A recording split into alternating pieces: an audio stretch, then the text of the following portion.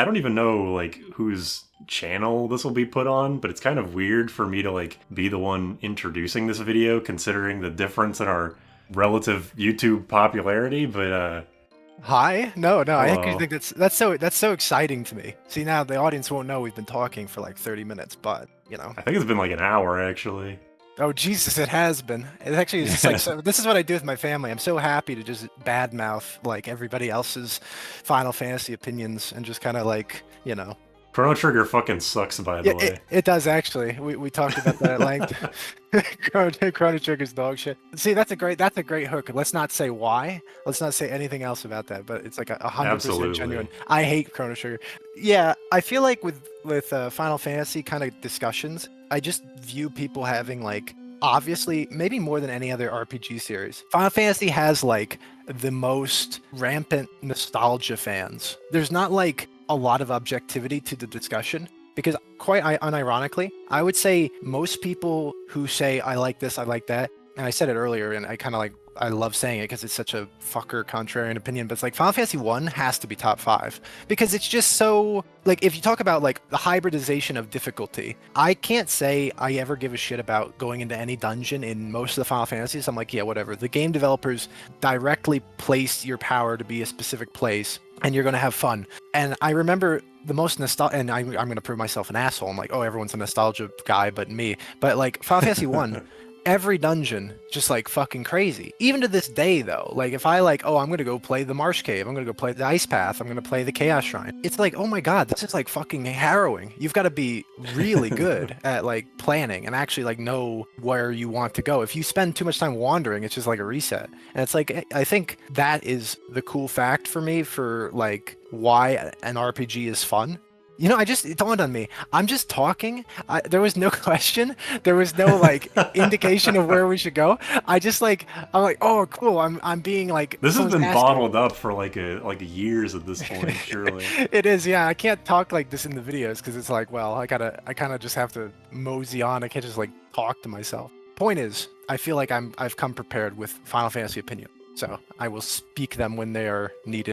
Well, I do want to before I because I'm sure I'll forget when we talk about this stuff later, but you talking about the Marsh Cave and like just the Final Fantasy 1 dungeons, I actually totally agree. If there's one thing that does just like straight up suck about 5, it's definitely its dungeons.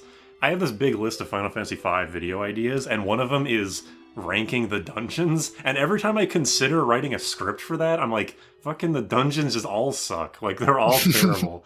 Some Yeah. are, like, worse than others, but, like, it would start at rank C and then only go down from there. Even just like as a vaguely lay person who has seen the dungeons enough to think about it, I would say like the only interesting one.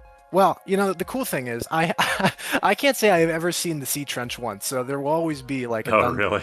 Yeah, I never went there. I don't remember. I probably did it like the first time I played 5 back in the day, but it's like so I don't even know what that dungeon is like. It's probably shit. I mean, you could tell me, but It's one of the more interesting ones just because mostly because of the discrepancy between the really, like, I guess, beautiful music and the horrifying enemies, but that's kind of all it has going for it. It's still a Final Fantasy V dungeon. right. I think it's funny. I'm trying to like oh the ancient library. I'm like no, it's just like hit the obvious bookcases where you've got it. Like there's no puzzles, but I will say, God, this is making me think. You say Five's dungeons, 6 has like the same problem, but it's 10 times worse because at least 5 has cool tile sets for their dungeons. I feel like they're interesting looking, like Castle Karnak burning and like the ancient library, and honestly, all of them are actually kind of distinct. 6 is just like fucking caves. And it's like, okay, well, It seems like most of the dungeons that I've been doing is, yeah, like a mountainside or the inside of a factory. Like I'm playing that's true. fucking Earthbound. That's actually true. I forgot. I forgot about the like Magitech Factory. I think on the grounds that it just sucks ass, and I don't like even like I don't like the music. I don't like anything about Thank God that I had a chat to tell me where the fuck to go because it. Yeah, like people want to point out the pick a pixel thing from like point and click adventure games or like how it's kind of hard to tell where to go in Final Fantasy 7 and 8 to the point where in 7 they added a whole button to indicate where the fuck you're going. Have that's Mickey true. Mouse hands point at the entrances and exits, but it was a problem even in 6 because I didn't know where the hell I was going. Uh, you just like ruined so much of my life with that Mickey Mouse hands comment. now, now I'm just thinking like, holy shit, it is Mickey Mouse's hands. But I like, why? stole that just completely from Running Shine. I can't Oh, even fair take the enough. actual credit for that. It now bothers me. I'm like, who the fuck? Whose hand is this? Is it supposed to be like the player? Am I supposed to have these big white gloves? Yeah, I mean, doesn't everyone in Japan like play video games with white gloves so you Yeah, don't ruin the exactly. controller or whatever? I mean, wait, is that? I thought you were kidding. Is that true? Is that what people do? No, I'm just Oh, okay. bullshitting. I You mean, are you. maybe it's real. Every time I watch like Japanese players play on like a fighting game stream, they're always wearing masks, so Exactly. maybe they're wearing gloves. This is a great like segue just to point out that I probably am the most gullible person on earth. So like people will say things and I'm like, oh, I don't detect that there's like sarcasm or a joke to it. I'm like, oh my god, that's true. And it's like, yeah, well, no, people in Japan do not commonly play all video games with gloves. But I was thinking it seemed possible because it's like, it's a clean nation. They don't have chairs or whatever, so it's like, You would hate talking to me on a regular basis because I do that shit just all the time for fun to everybody that yeah. I communicate with. No, it's so funny. I can detect that. I watch your streams. I'm like, oh yeah, there he goes again, being like all zany and funny. And then like when it's actually my turn, I actually have no fucking social ability whatsoever. That's how I get you. Exactly. You've lured me. Oh wait, also I just like totally derailed myself. But I was talking about Five's dungeons. I was playing through Dawn of Souls. I wanted to do a playthrough of Dawn of Souls, both games, doing a solo run. I did a solo guy run of 2. That was like really boring, but I want to talk about that more when we actually talk about 2. Mhm. I was doing a solo thief run of 1, and I was doing a regular run just because I was like, oh, I want to play 1 again while I'm playing 2. I got to the Marsh Cave, and I was like, oh shit, it's the Marsh Cave. And yeah, I got my fucking shit rocked. Even in a version where you can save literally anywhere. I don't know why the GBA version lets you save anywhere. Even with that concession, I still got my shit rocked constantly. So obviously when I got there as a single thief, I was getting my shit rocked even more. Oh But at yeah. least it made me feel something, you know? Well, exact. The fact that I don't know if you were like extremely privy to this, but that you went for a solo thief run is hilarious, being probably like the classically worst challenge to ever do. Because it's like, oh, okay, I don't know about Dawn of Souls and on. I'm mostly familiar with the NES, but like, if I can't put that shit on 1600% speed to grind on ogres for like 4 hours, then I'm not doing it. So, did you give it up or did you actually beat it? I eventually gave up just purely because the encounter rate was pissing me off. Like I have Yeah. said this many times in videos, and I know the irony is not lost on me, being a channel that focuses heavily on Final Fantasy V. But I generally do not like turn-based RPGs for a myriad of reasons. One of which is the fucking encounter rate, and the encounter rate in 1 and 2 is balls to the wall, like Oh insufferable. yeah. Oh yeah. I made it through 2 because that game is pretty easy when you know what you're doing. But like doing it in 1, I did do solo thief because I knew it was like I'm aware that thief is either the worst class or like tied for the worst with black mage. And when I got to Bahamut, I was gonna make like a split save, do a ninja run, and then do like finish the game with thief normally. But yeah, the random encounters just got to me too hard, No, unfortunately. I don't blame you. No. I feel like I have more tolerance for this just because you don't Oh, like I can turn-based. tell. Well, well, like I said, I'm on like 1600% speed, so I'm like my ADHD ass brain. I'm like, well, at least I'm making good progress. I'm not like just fucking around. Right. But like, this is kind of like a blanket assumption. You like action RPGs more than? Yes, my top 3 favorite games are Kingdom Hearts 2, Tales of Graces, and Xenoblade. Xenoblade isn't really an action RPG, it's like some MMO shit, but yeah, I vastly prefer action games over turn-based ones. Like, what big reason why I couldn't get into Fire Emblem. Like, Fire Emblem is a turn-based, grid-based RPG that's made for people like me who don't like the genre. Like, it's an introductory game, and I still have only ever been able to beat like 2 or 3 of the games in the series. And like, I've started a lot more, but I just can't finish them because I'm like, this is not for me. Right. Yeah, I think what my beef is with action RPGs is that I don't mind action at games, but then when you're like, oh, it's an RPG, I like to feel the increase in power, and it can be done. I do not like Kingdom Hearts, but I will say it does it right, where you do feel how strong you're getting, and you can like appreciate like, oh, I just hit a big fucking amount of damage or whatever. Games like I don't really want to shit talk Dark Souls, but I will. Do it. Yeah, Dark I love Souls. that game, and I'll do it. Oh, excellent. It's all FromSoft things have the same I'm distasteful of is that it's just not about really like, okay, I'm gonna prove my ignorance because I do know my brother was like, okay, I'm just like never gonna dodge, I'm just gonna tank. So it's like possible. I'm sure you can make builds however you want. But ideally, it's more like Undertale or something. It's like you don't want to get hit, you're just making you just know the patterns, you're just doing all the movements, you're just playing the game like adequately and you're not really thinking, oh, that was a really cool weapon I just got. It's like, well, that's kind of true. And FromSoft is a good company and they make good games, so I would never be like, oh yeah, they don't know what they're doing. And I haven't played every Dark Souls. I've only played like Demon Souls and then like a lot of Elden Ring.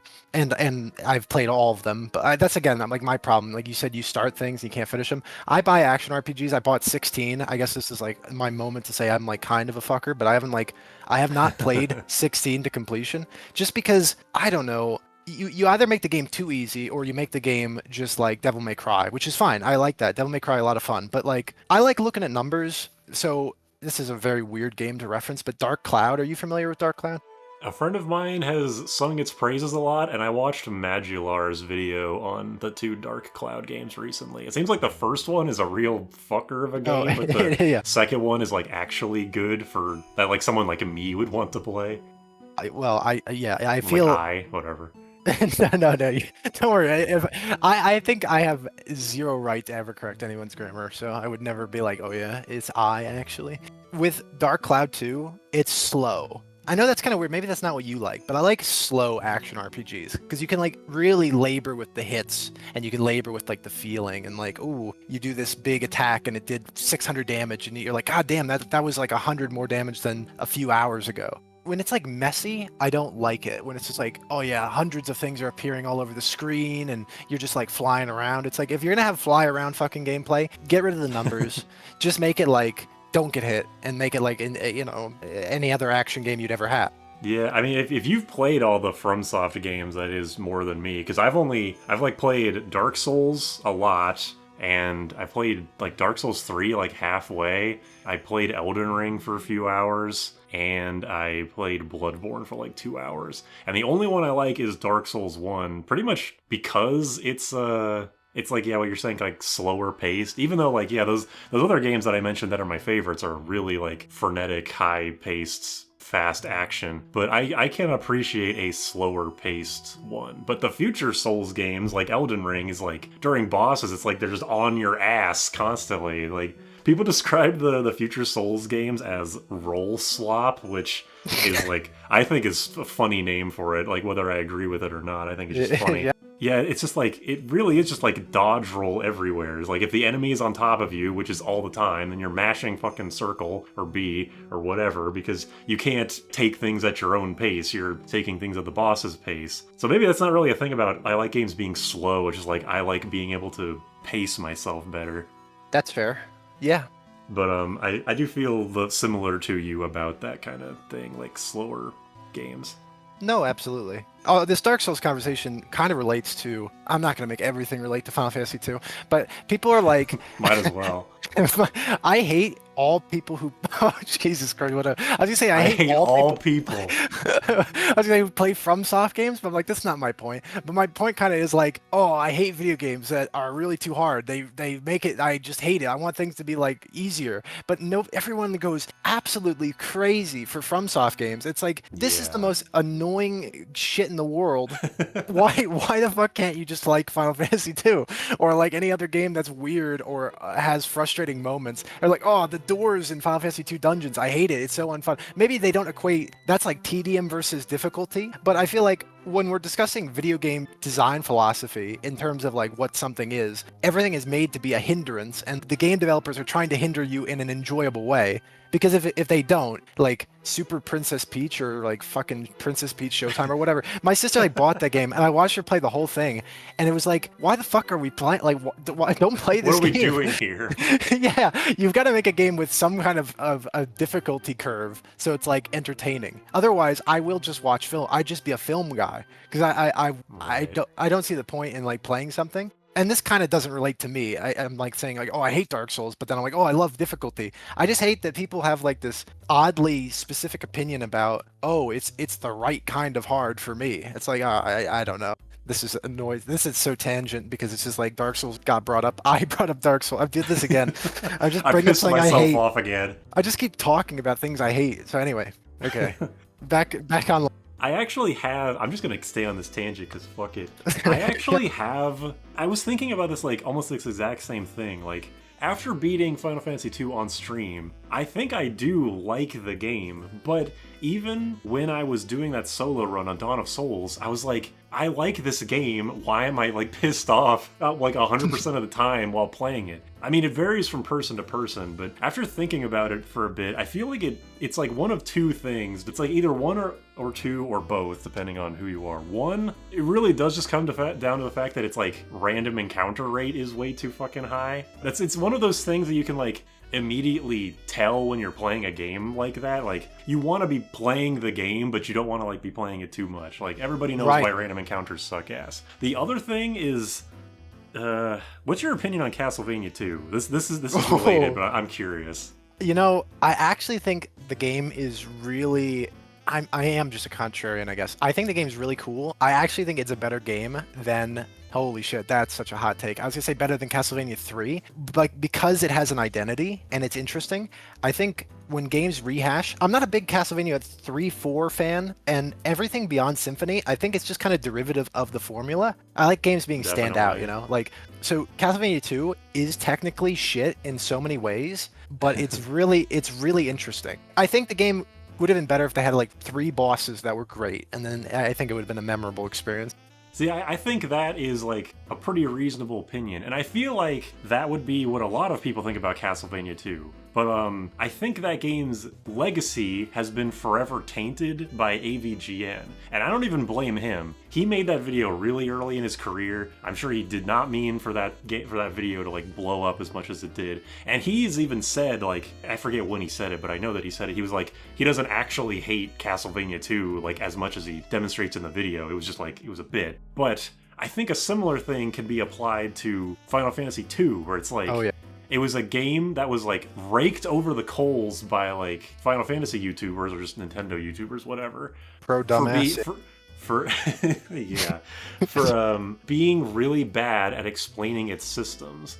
And like I can't even really blame people, like blame the reviewers for that, because even you like in my chat in one of the streams you were like, oh yeah, I didn't know that magic penalty exists, which is fucking insane coming from somebody who like yeah. that seems to be one of your favorites. Like you've played this game probably more than like the entirety of Earth combined, and you didn't even know. So I can't blame the YouTubers for being like, why does magic suck? Why do these encounters suck? Why do these dungeons suck? Like the game is, if people were to not have all their opinions about this mostly Japan-only game just handed to them by YouTubers, I think that game's reputation would have been a lot better, but yeah, well, yeah, it's just called the AVGN effect, I guess.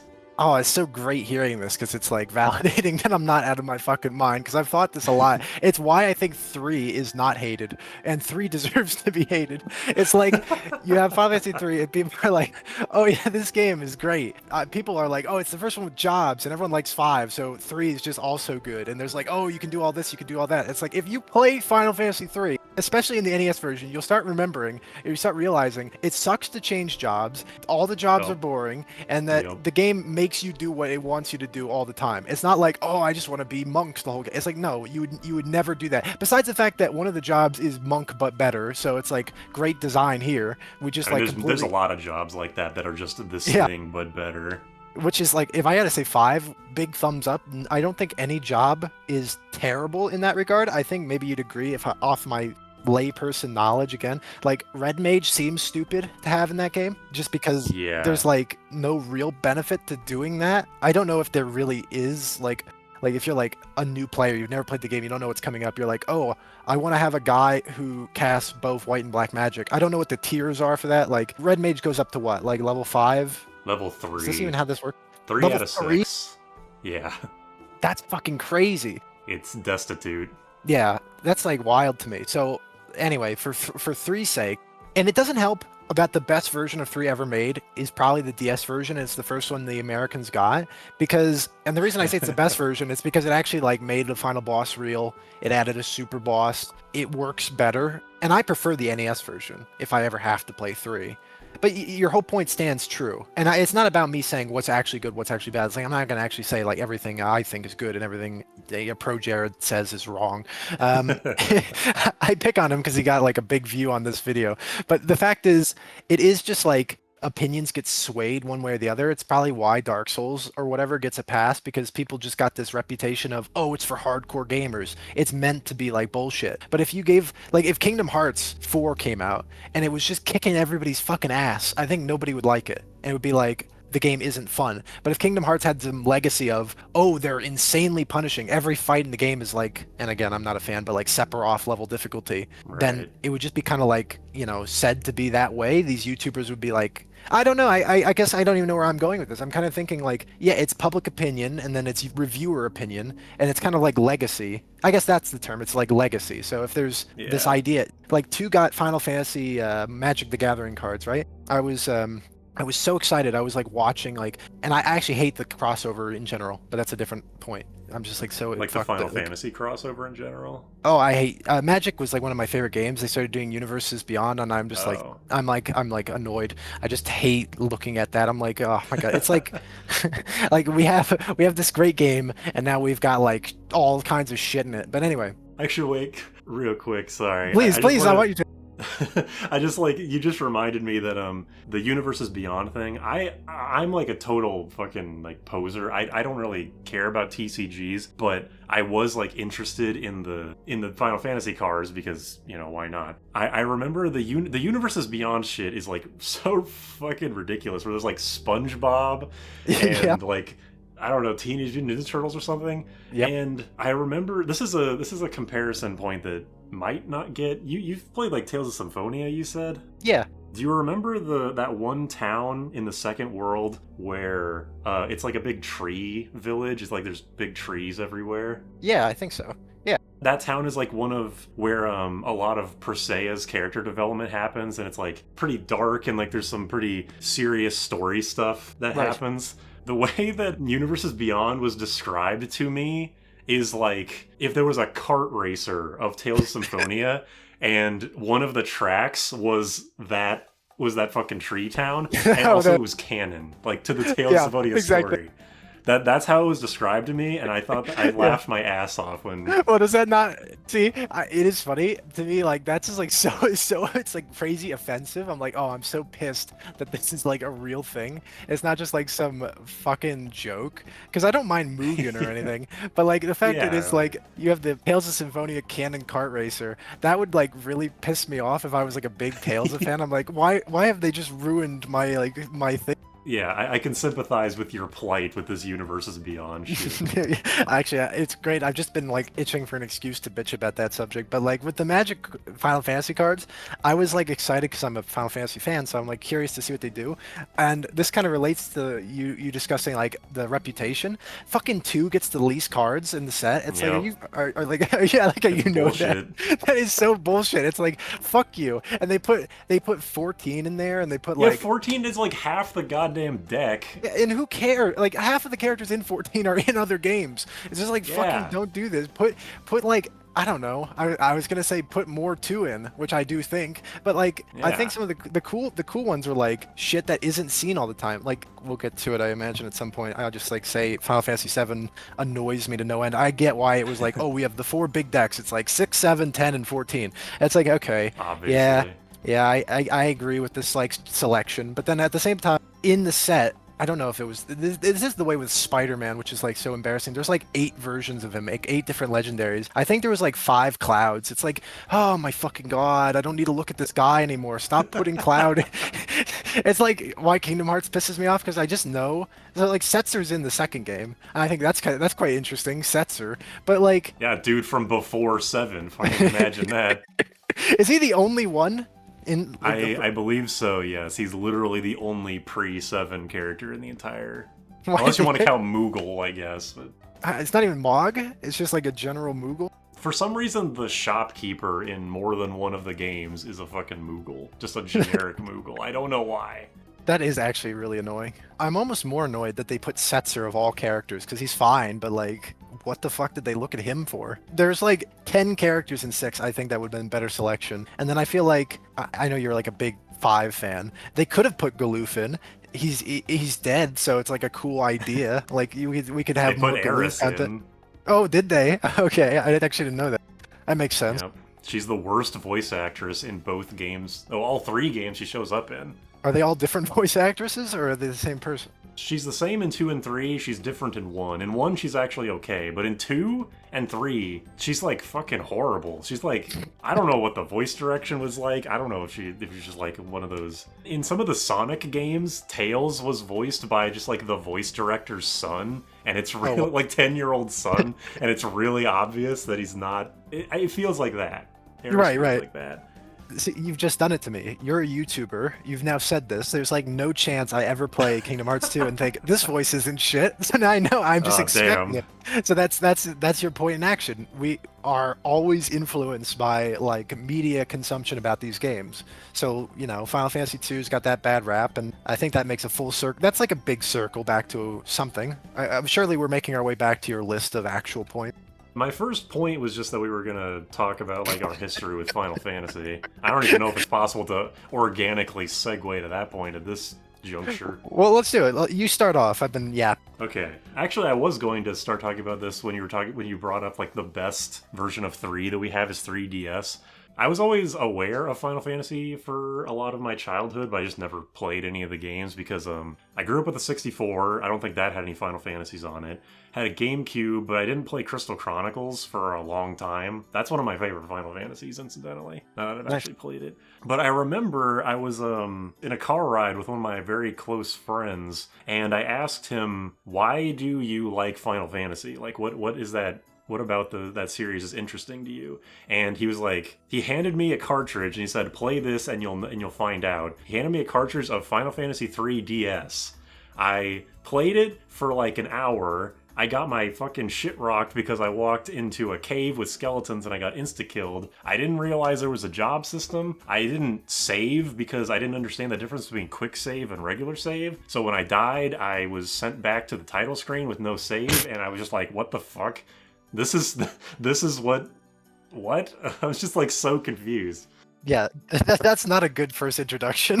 I returned the cartridge back to him, but like sometime after that, I got it was my grandmother. She bought me this thing at a garage sale. It was a case full of a shit ton of random GBA games. Everything from SpongeBob the movie, the game, which that game doesn't even have saves. It's a Game Boy Advance game that doesn't have saving. It's just fucking passwords like I'm playing Metroid 1. What the hell?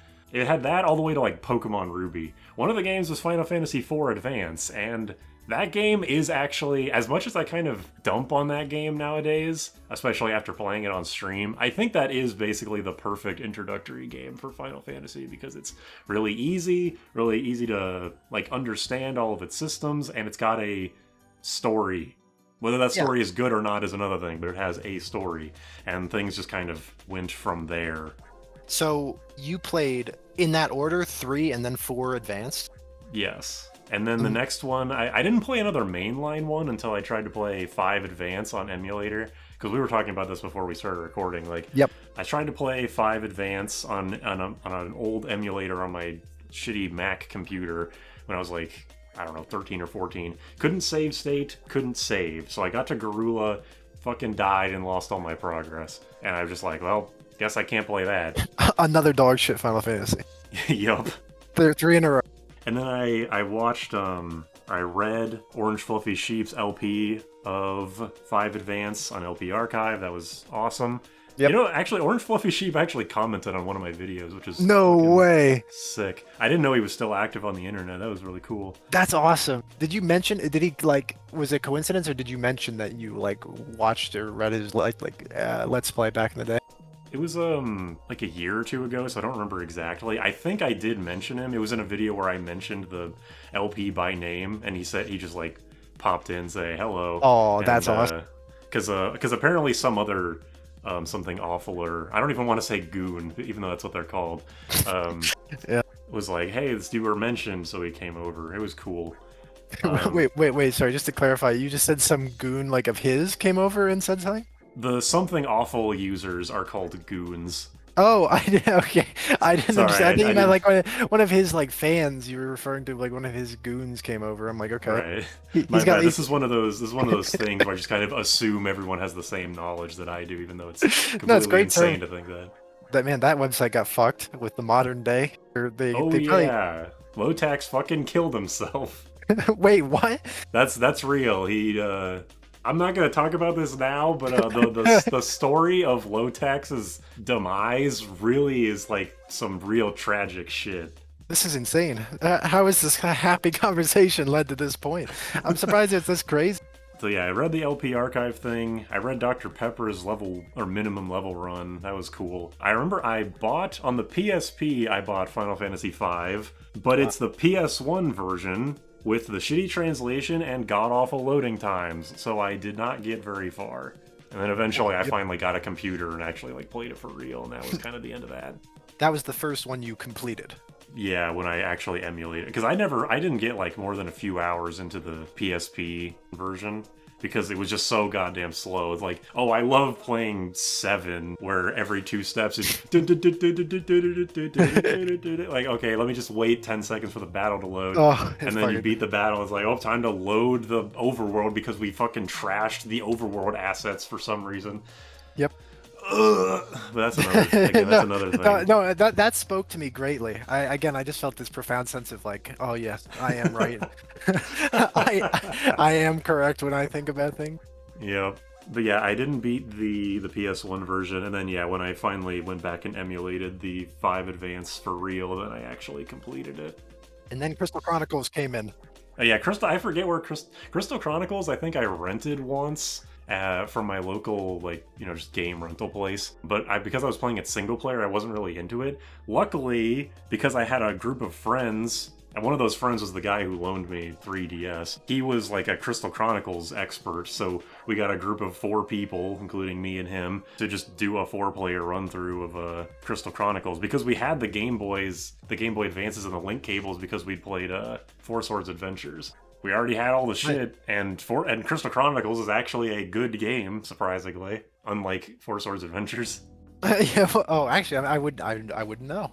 I didn't know Four Swords sucked ass. It's fine. But I played it recently on stream, and I was kind of having a time of it. Oh, right. Let me just say, Oh, yeah, Crystal Chronicles is great.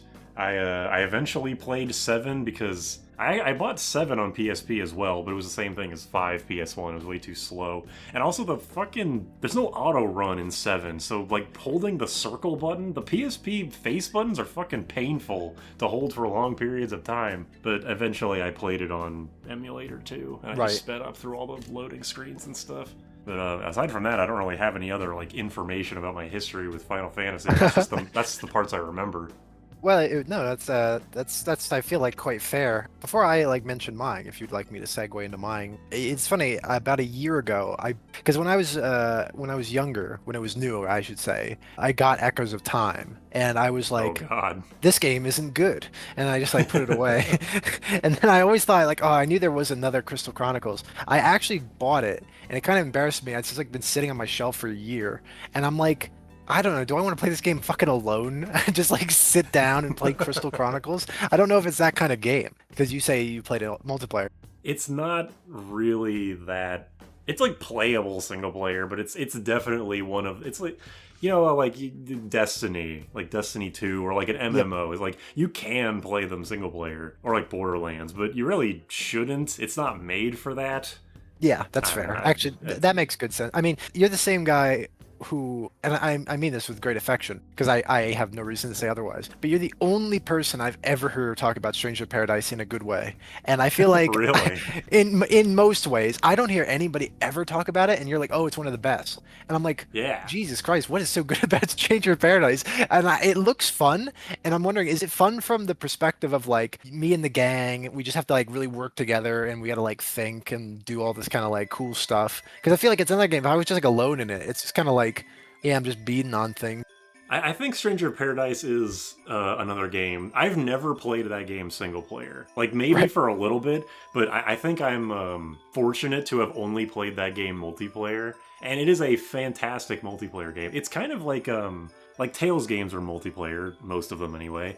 And Tales has a problem of one person is doing all of the overworld stuff, like going through towns, walking through dungeons, and then the other players Oh only yeah. get to do stuff in battles. For me, that's fine. Like I'm okay with if I'm not the first player in those games. But Stranger of Paradise has like a really fun gameplay system that feels like if a Tales game didn't have that like issue to it. Like everybody can do whatever, like explore the dungeons at their own leisure. I mean, everybody usually is going to be sticking together, but you don't have to. You can go ahead. You can like stay behind and mess with your inventory or whatever. Nice. As a multiplayer like co-op game, it's incredibly fun, but as a single player game, I imagine it would just kind of be like what I don't like about Souls games, which is just that everything hits you way too hard and it's just annoying. Sure.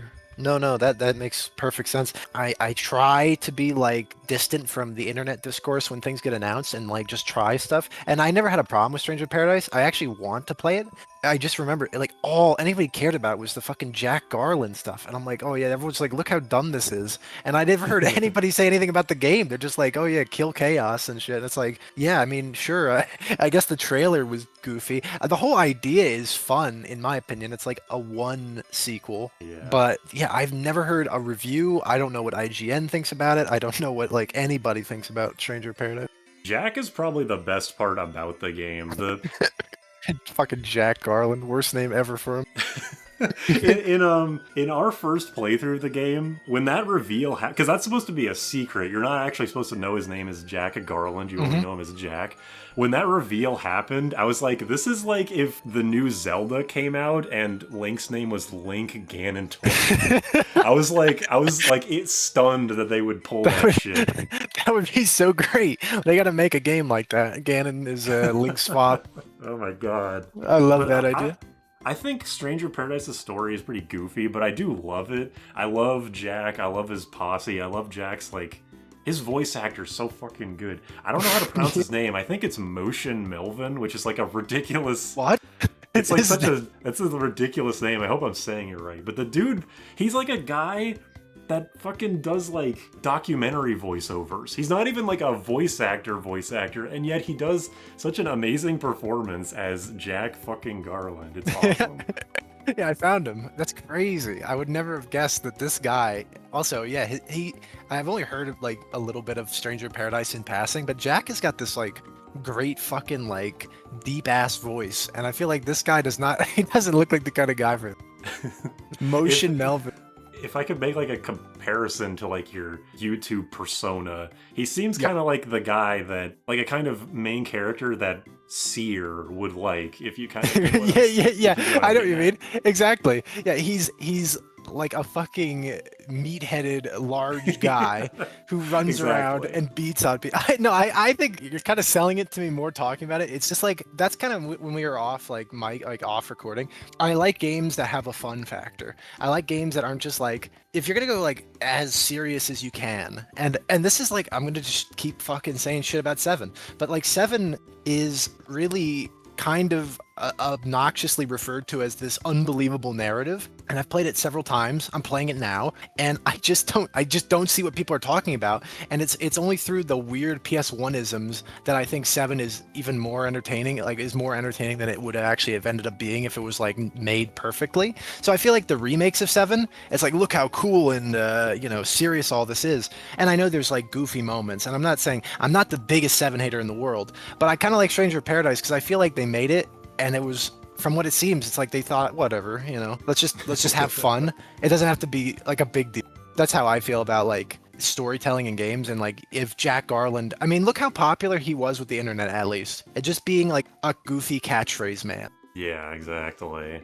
And I feel like that's cool in contrast to a lot of the Final Fantasy series, of which, and now I'll jump in quite adequately and discuss my history because it's kind of goofy.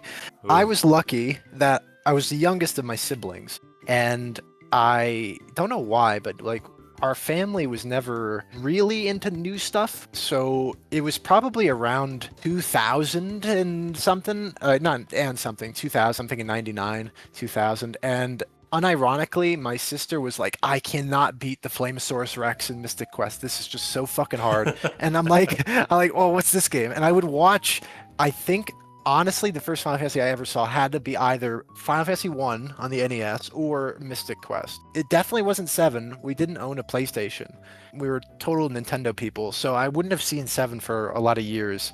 And I think I had the reputation in my head, like, it's funny because I don't know if we were recording when we said that, but like, these games get a reputation, and it's like, oh, 7 is the best game ever made. And I remember, Right. and maybe this speaks to me just being a real contrarian, because I played 2 before I heard anything about it. And I remember being like, "Oh, this isn't Cecil. This isn't like all those guys. This is like some weird thing." And I, obviously didn't know in 2003 when Origins came out, like that there was a different 2, 3, and 5. My early days of Final Fantasy were this perceived notion, and this quite adequately ties into what you said to me at least, so maybe you still have this point you want to make, but it was like, oh, I can't beat Garland. I can't get over the bridge. My sister was like, really, to this day, she talks about how like hard some stuff is, and like the Flamosaurus Rex, and like the Welk in Final Fantasy VI, and this is like easy shit.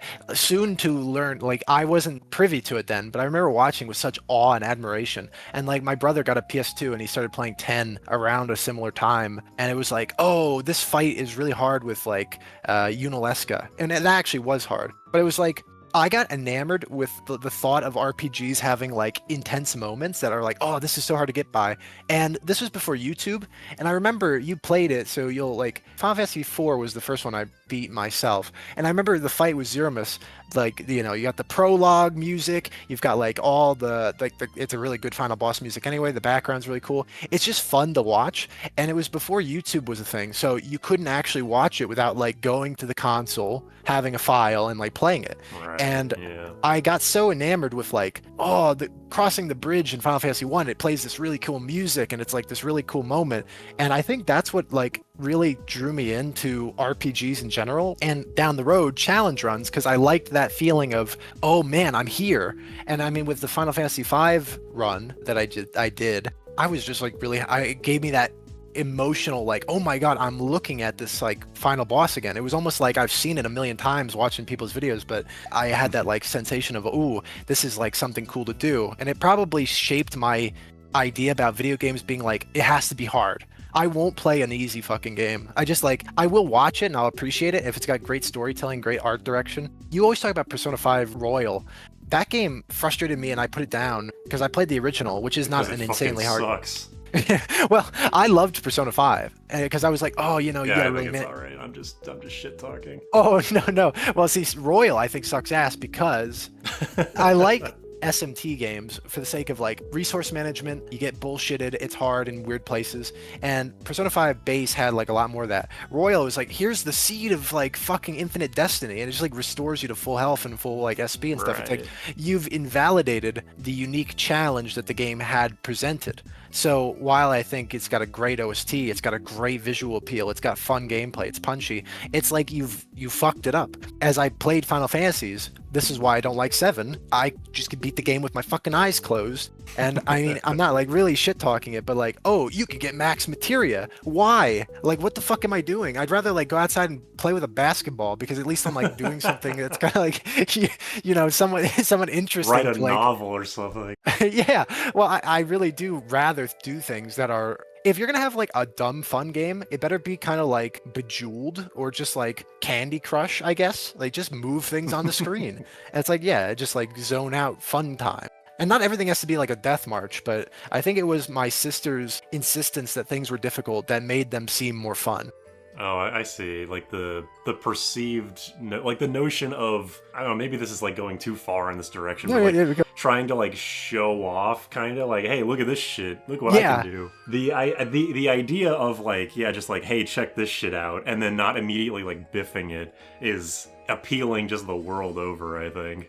Yeah, I think for me, it was never a matter of like, well, not exclusively. It is fun to be like, ooh, I did something really impressive, and you can feel proud of that. I think it was a personal intrigue, being like, well, we only have so much time in a day. We only have so much like ability to play games and stuff like that. Take in any media, do anything, work on this or that. I have more fun at least acknowledging to myself that I achieved something that's quite interesting. That's like not done by everybody. I think participation awards in games is like shit. I mean, this is like kind of weird, but like like Xbox 360 achievements, some of those are so fucking difficult. It's unbelievable. And I'm like, well, this is great. And I just got the Mortal Kombat collection, and I'm like, oh, it'd be fun. Like I like these games a lot as growing up. I'm gonna play like. I'm gonna get all the achievements. They're really, really simple, and they're like, oh, perform a fatality one time, and they tell you it on the screen. I'm like, what's the point of what is What, the? really?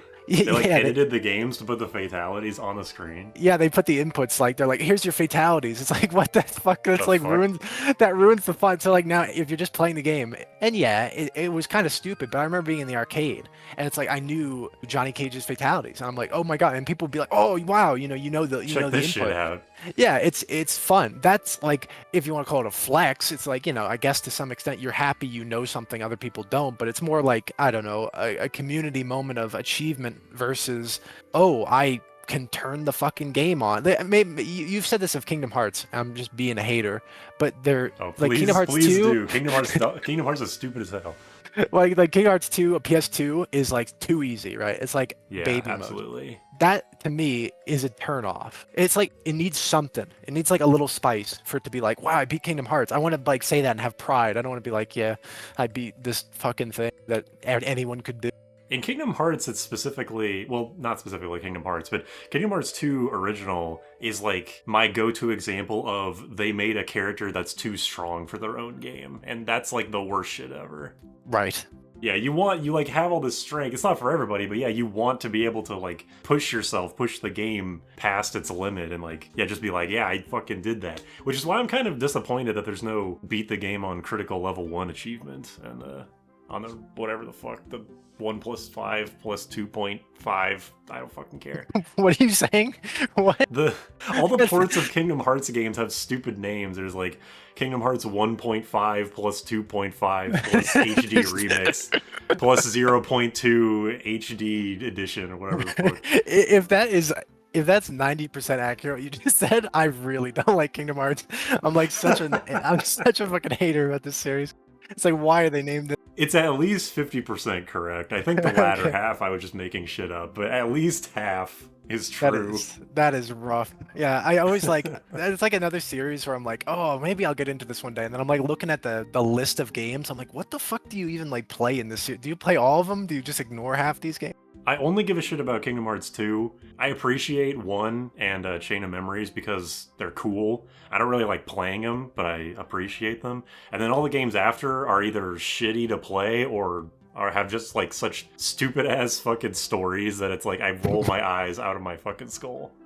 I saw Woody talking to Xenohort. I'm guessing who that is. It's some fucker in black, but it was pissing me off so irrationally much for what I know was. Exactly the scene you're talking about. It's like one of the best scenes in the game. It's so fucking bad. That's one of the best scenes in the game. Great. It was like so. I was like, I'm like faux annoyed. I was like kind of happy. I'm like, wow, this is the stupidest shit I've ever seen. But then I was also like, man, I don't know what the selling point was. I can't imagine, like, at least with Final Fantasy in Mystic Quest, or no, what am I talking about? See, my mind is just so wrong. I just go, like, it was like Kingdom Hearts, but I was thinking Mystic Quest. When you go to Kingdom Hearts with Final Fantasy, that's like cool in a way, because you're like, oh yeah, Square is like celebrating all their properties. And then I don't have much against Disney, I guess. Like the films of the for what was represented in Kingdom Hearts 1 and 2, but like where the fuck are they gonna go in Kingdom Hearts 4? Like what are we gonna have? Like I hate the idea. It's like he's talking to Iron Man. It's like what the fuck? Like this sucks ass, dude. That is kind of the thing. I mean, the thing is with Kingdom Hearts is that like Kingdom Hearts is just like Nomura's fucking fan fiction shit. Yep. Well, it's not even fan fiction, really, because the Disney shit becomes more and more, I think the word is ancillary, the more the series goes on. In Kingdom Hearts 3, 2 of the worlds, there's Monsters, Inc. and Toy Story. They're probably the 2 best worlds in the game because they actually try to tell an original story, and they have the 2 best scenes in the game, which one of them is, Woody being like, you got no friends, and you're bitchless to one of the main villains. And then in the other world, Sully grabs the main villain of that world and throws him in the door, and then throws that door into Nice. the door, and like it's the Oh, thing yeah. from the movie. But having it be done on a Kingdom Hearts villain makes it like 10 times better. Right. On the other side of the spectrum, you have the Tangled world and the Frozen world, which are literally, it's the movie Tangled and Frozen truncated, and Sora, Dawn, and Goofy are in the background, which is like absolute just like trash tier, like they weren't even trying. And with 4 looking like fucking RTX on Kingdom Hearts, I don't even know Yeah. if they will do the Disney shit. I mean, I'm sure they will, but like they clearly don't want to. I more of my asshole coming out here. I think if they didn't have any Disney properties, I'd probably buy the game. I'd say, all right, here we go. Let's put. I think they showed Clive, or did they show Noctis? They showed like some Final Fantasy fucker. I'm like, good. At least they're putting in Final Fantasy again in some way. Because in 3, it was just like only a Moogle, right? There was no other reference to Final Fantasy. Yeah, base game there was Moogle, DLC added the like Squall and fucking Eris and Yuffie and all them and shit. Squall of all people to add. Wasn't Squall in 2? Yes, he was in 1 and 2. Wait, like he's the- in. Oh my fucking god! All He's the- like the leader of the Final Fantasy crew. He's the, they pick maybe one of the more boring fucking people to be the leader. I mean, that's fine, I guess. Squall's like the most proportionally. He's wearing black. I think there's like reason they picked him. He's like edgy enough to be in Kingdom Hearts. He also wants to be called Leon, if that if that Oh helps. my fucking god! What? It is so awesome to hear people's reaction to this shit, because everybody that I talk to already knows this stuff. So to be able to hear like live reactions of the Kingdom Hearts bullshit is awesome. It's like it's funny. It's like not selling me on playing the games. I'm like thinking, yeah, I don't need to play Kingdom Hearts. Nothing is convincing me otherwise. You have to understand that, like, okay, probably the best part in the, like the story gameplay kind of intertwining stuff in Kingdom Hearts 2 is the lead up to the Thousand Heartless fight, where as solo Sora, you're just like running basically down a big hallway, fighting a bunch of random Heartless, while a bunch of Final Fantasy characters just teleport in and do like some super crazy badass moves, and it's like the sickest shit ever. But if you are actually interested, it's like cool from the like, oh, hype moments in Aura part 2 like YouTube video. Yeah. But to get to that point, you have to deal with stupid Disney crossover shit, or just having to deal with Squall existing if you don't like him, or like Well- Yuffie and whatever. I like all this theoretically. I actually, I guess I am like, it's just like, oh, it's all this stuff, and then Peter fucking Pan is there. I'm like, all right, whatever. I thought you It's were like, saying Peter Griffin. oh, that would be even goddamn worse. That would be fucking awesome. I'm like such a weird guy. I'm like, one half of me is like, oh, that's great. Put in more dumb shit, and the other half of me, I think, has some kind of credibility in my head. I'm like, yeah, let's like, Nomura. He might be my most polarizing video game figure. I hate him in most ways, but I kind of love him because I hate him. No, I totally understand that. I don't really care about him as much, like as fervently as many people do, but I understand why he's such a controversial figure. To me, he's like the who did I just have in my mind about this? I feel similarly to him as I do to Hideo Kojima. I think Hideo Kojima has more intelligence than Tetsuya Nomura. I might be mean to say that. Well, by intelligence, I mean like he cares more about his games being like looked at a certain way. But I do feel like they're just in the same echelon of like, oh, I am making something really great and like interesting. And it's like, okay, Nomura, if I had to compare you to Sakaguchi, I don't know if that's like a fair comparison, but like Nomura feels like he's like out of his fucking mind, and then like just does whatever he wants, but thinks he's a genius. I have no right to say that about someone I'll never meet or be able to talk to in any capacity, but I feel like fundamentally, if we go back to Final Fantasy in its entirety, it changed from, I remember I was in German class in high school, and this kid nobody liked, they were showing like what was he showing? He was showing like some German boy band. We were supposed to like listen to lyrics. He's like, this looks like something from Final Fantasy. And I thought, Oh, fuck God. that the reputation of this game became black clothed people. I'm like, it just like emo fucking shit. And I feel like that's just Nomura did that. And that's maybe why I'm not like a big Clive fan. I'm like, oh yeah, it's Noctis. It's like, why is everybody, and Squall's kind of like the progenitor of that. And I think that's kind of when he Right. started. That's like Cloud and Squall was like his, and I think he was notably absent from Nine's development. I could be wrong. And that's why 9 feels so weird. And I guess I may be just proving I'm more of a fantasy fan than like a fucking metal car leather jacket fan. I get what you're saying though. Yeah, I feel like this is why Kingdom Hearts never appealed to me because if I don't like that, so I don't like any of the villains, I don't like anybody in the series. I don't think anyone in the world has ever played Kingdom Hearts because of Sora. They're not like I love Sora. I could be wrong, but he bugs the shit out of me, so I wouldn't be no ally there. I don't like Donald and Goofy. This is turning into why I don't like Kingdom Hearts. I'm sorry. I'm just thinking about like I just didn't get what the selling point of being like. Maybe you can tell me. Did you want to play as Goofy? Was that like an exciting notion? I honestly have no fucking idea why I got interested in Kingdom Hearts. I never owned a PS2. My first PlayStation was a PSP, and then I got a PS3. I eventually borrowed, again, going to the same friend who loaned me 3DS. Yep. He loaned me his PS2 and a bunch of PS2 games, like Final Fantasy 12, the two Kingdom Hearts, and some other games I can't remember. Maybe like Shadow of the Colossus or some shit. Nice. I played through Kingdom Hearts 1 just because it looked like the kind of game that I would like. I don't think I'd played Tales Up at this point, so I didn't like know that I liked action RPGs. I was just like, oh, this is a game that would be like on the GameCube, so I'll play it and it looks cool. And I played it and it was fun. And then I just played Kingdom Hearts 2 because it was the same shit. Like at that point I was just like, okay, they were fun games, whatever. Yeah, no, that's good. Like I didn't like Kingdom Hearts 2 wasn't like one of my favorite games ever at this point. And then I just kind of like I legitimately don't even remember like where it went from there. I remember seeing him play Birth by Sleep on the PSP, and I was like, oh, new Kingdom Hearts, cool. I have a PSP, I'll get Birth by Sleep. That game fucking sucks. Like, probably worst game in the series. But there was like, oh, Kingdom Hearts Days. I checked out Days from my local library. That game fucking sucks. I played, what was the one that came after that? There was Recoded, which was like a port of a phone game. That game is actually good somehow. And then after that, there was like Dream Drop Distance. I didn't play that because it looked like Birth by Sleep again, and that game fucking sucked. And then, well, here we are. I have no idea why I stopped or why I started playing the game, but I did. And I liked the first two. I think this is all so fun. Like, I want to make the point that I think like the gameplay looks like the best part about it. I don't think there's any like, and I don't disparage anybody who likes anything. Usually, it depends if it's like something that's kind of like, okay, I kind of proved myself wrong in my head. I don't like anyone who plays Fortnite, but it's not really their fault. They're just children.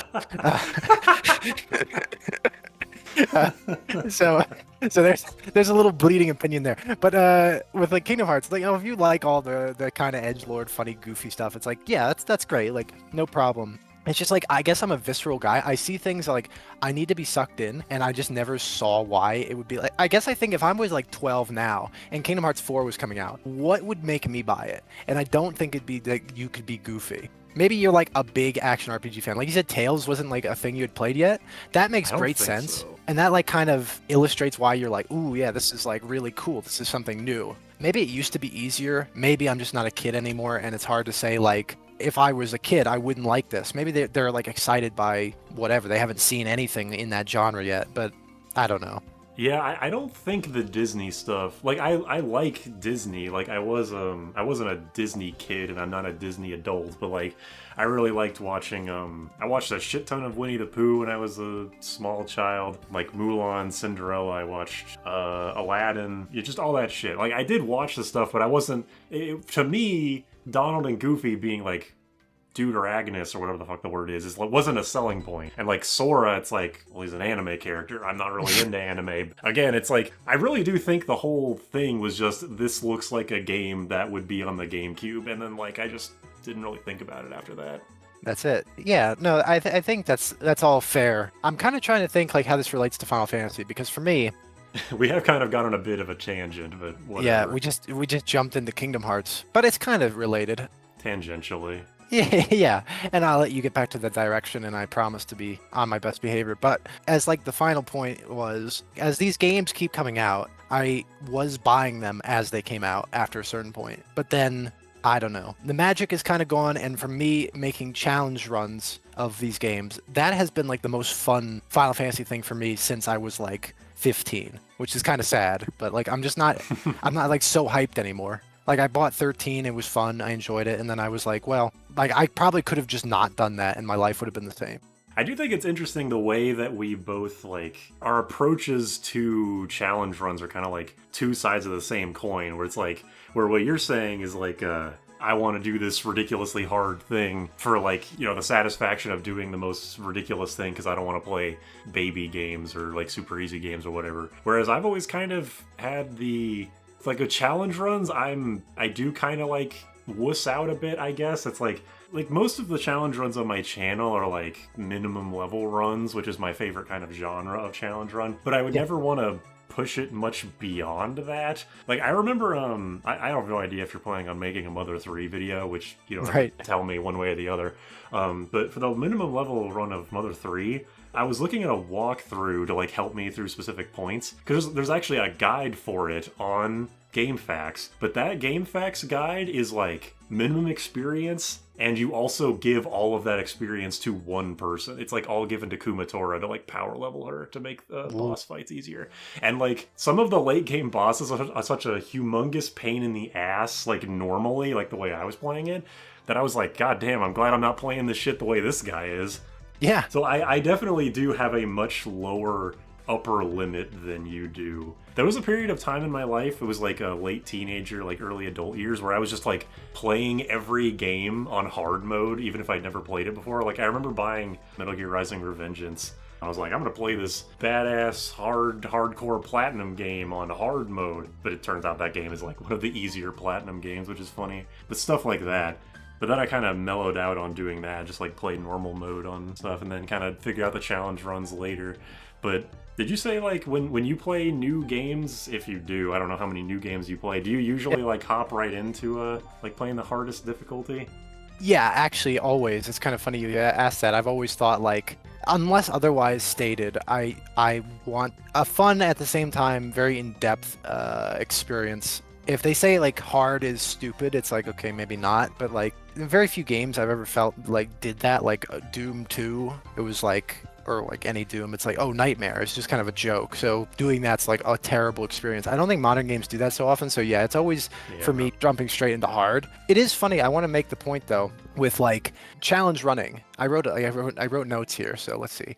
Because of my desire for games to have like an edge, I do like doing challenge runs, and before I was recording them, they were kind of more in line with yours. I would make concessions when I was like frustrated. I wasn't like aiming to screw myself. It only became kind of the persona, like, okay, I gotta hold out. Because I tell you, if I wasn't fucking recording it, I would never have done the 5 thing, because it was just so stupid. I hope not. No, I'm not just like sitting here. I talk about like, oh, I'm wasting time. It's like, that is literally a complete waste of time. It was only because it was like, wow, look what I did, everybody. I did this stupid thing. And with like Porum, that grind was some of the stupidest, I would have just cheated because I thought it was doable.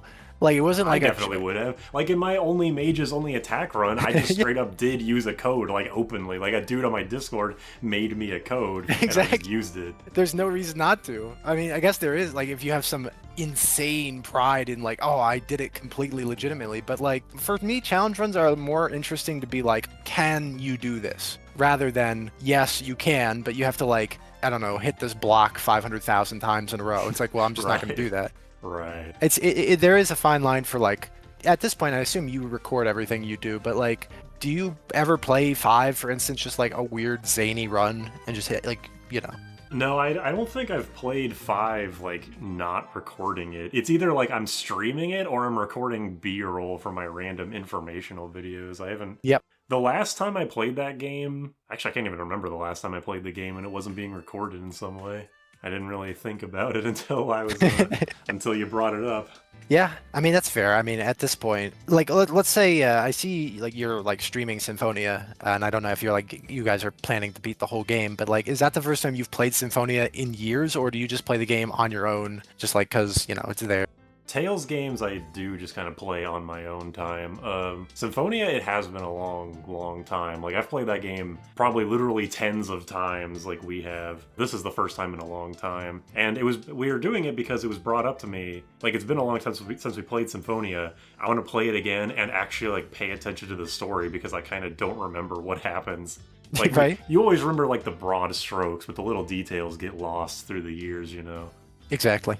Tales games I do usually play offline. Like I played Grace's Remastered off stream after we finished that on stream.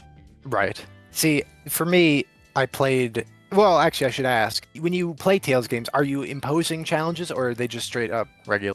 I don't really do challenge runs of Tales games aside from just play on a hard difficulty. You can make a challenge run out of fucking anything, like obviously, aside from maybe like Bejeweled.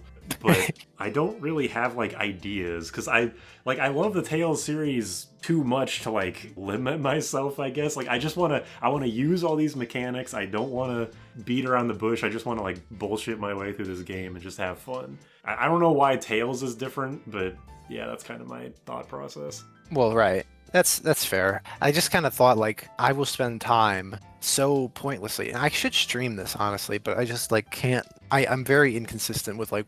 I was playing Final Fantasy 1. I think I said to you. I know I said to you, so I don't know why I said I think. It was just like pointless humoring. But the fact I said I played the game 12 times, like all the solo challenges, I had no reason to fucking do that. It was fun though. I enjoyed that. It wasn't so outlandish. It was kind of like interesting. And I kind of worry I get into comfort ruts with things. Like in the time I did that, I could have played anything else that I've never played. But like, I don't know what the problem is. Maybe it is like, and I'm not like fucking 50 years old, but I'm getting older, so I don't want to just learn anything anymore. I just want to like, oh, I'm just gonna play one again. That's why like I kind of think it'd be fun for YouTube. This is just kind of me talking about my own channel, which I don't mean to do, but like, You do whatever. I'm not gonna stop you. oh, well, thank you. I appreciate it. Like, I wanted to play games that I've kind of referred to that I hate and have never wanted to play, but just kind of like record them as like a first run challenge run. So I'm not even like sure it's possible. And that's more like, I guess that's like, I'm kind of cheating. I guess if we're talking about video games, maybe this is kind of an interesting thing I'd like to ask you. This is so dumb. I don't know. Do you like video games? Like, is it like your favorite thing? Because I think in years past I would say, yes, I love them. But then I kind of feel that I just do them. And maybe we all in life just do things for, I don't know, time wasting sake. Maybe I don't like love, like I got hundreds of games over like in the other room. I just haven't played. It's like, why do I own them? Like, what's the point? Well, I've never been asked this. I never really thought about it. I'm pretty sure I do. Because, like, I do still... Like, when Donkey Kong 64 came out on NSO not too long ago, I was like, it's an old game that I played as a kid, but I was excited to play it again. And then I played it again and it sucked ass. But that's another thing. Oh, come on! What? No, I'm just kidding. Okay. I'm just kidding. It does vaguely suck ass. I do. Well, the thing you're talking about, like being in a comfort rut, or however you phrased it, I have in the past few years, I think many people would agree with this, that modern games kind of suck. Yeah. They're very homogenous and like not really made for people like us, if that makes sense. So I've fully like accepted that fact. So I have like no reservations about playing old games, like playing the old stuff that I already like, maybe playing an old an old game that I'd never played before, like Final Fantasies 1 through 3, or like eventually when I play like Shin Megami Tensei 3 or whatever. That doesn't really like bother me personally because I've just accepted the fact that I like old games, like the pre-PS4 era stuff. There is the occasional outlier, like Stranger of Paradise, like that was a modern game I actually love, but I feel like games like those are the exception rather than the norm. Like I was really excited when Kingdom Hearts 3 was coming out and it was looking like it was going to play more like 2, but it doesn't really. It's like 2 if it was designed by a guy who was told what Kingdom Hearts 2 played like, instead of designed by a guy who played Kingdom Hearts 2, if you kind of get where I'm going at. But that's that whole like tangent aside, because I've like kind of accepted that about myself, I think I do still love playing video games. Like I love games, I love playing them, I love recording them, streaming them, doing all that stuff. That's good. I think you kind of helped me clarify in my own mind, because I was thinking like while we're talking about this, like, man, my modern knowledge is so randomly like you mentioned Tifa and Street Fighter 6, I didn't even know. I think it is something about the pre-modern era with this, because I find myself in the same ways playing old things that I hadn't played before that just interest me more. And I wonder if that's a design like failure from modern devs, or if it's like it is just naturally going to be simpler. So I guess as like a weird because you mentioned your opinions already on the Fire Emblem series. I Right. feel more inclined to go and play like the GBA. I have like the one with Lynn or whatever. I feel more inclined to go Yeah. play that right now than like Three Houses. And I don't Oh know yeah, why. totally. Oh, okay. So see, I don't know what the relation is, like why not, but it just sounds more fun. Well, with Fire Emblem specifically, it's because new Fire Emblem is way too anime for me. Okay. That varies from person to person. If it's not like a matter of anime and it's like its style of new game versus old game, then yeah, it is kind of harder to like parse exactly why you'd feel that way. I don't know where I would put the scale of anime-ism for Fire Emblem. They all seem like I've only seen them from a distance, so I have no like right. But it's like I don't know. They seem like that's rooted in their identity. Although I do think, yeah, Three Houses maybe in particular was like I know people were like gooning to everything, so maybe there was just a degree of like people were interested in the character design more than like the gameplay. But I never heard much either way, I guess. I can make a sort of comparison. I forgot where I heard this originally, but I copied it. Me and Jan were talking about Disgaea for that video we made on Disgaea. Oh yeah, Disgaea 1 is anime. best game. Yep.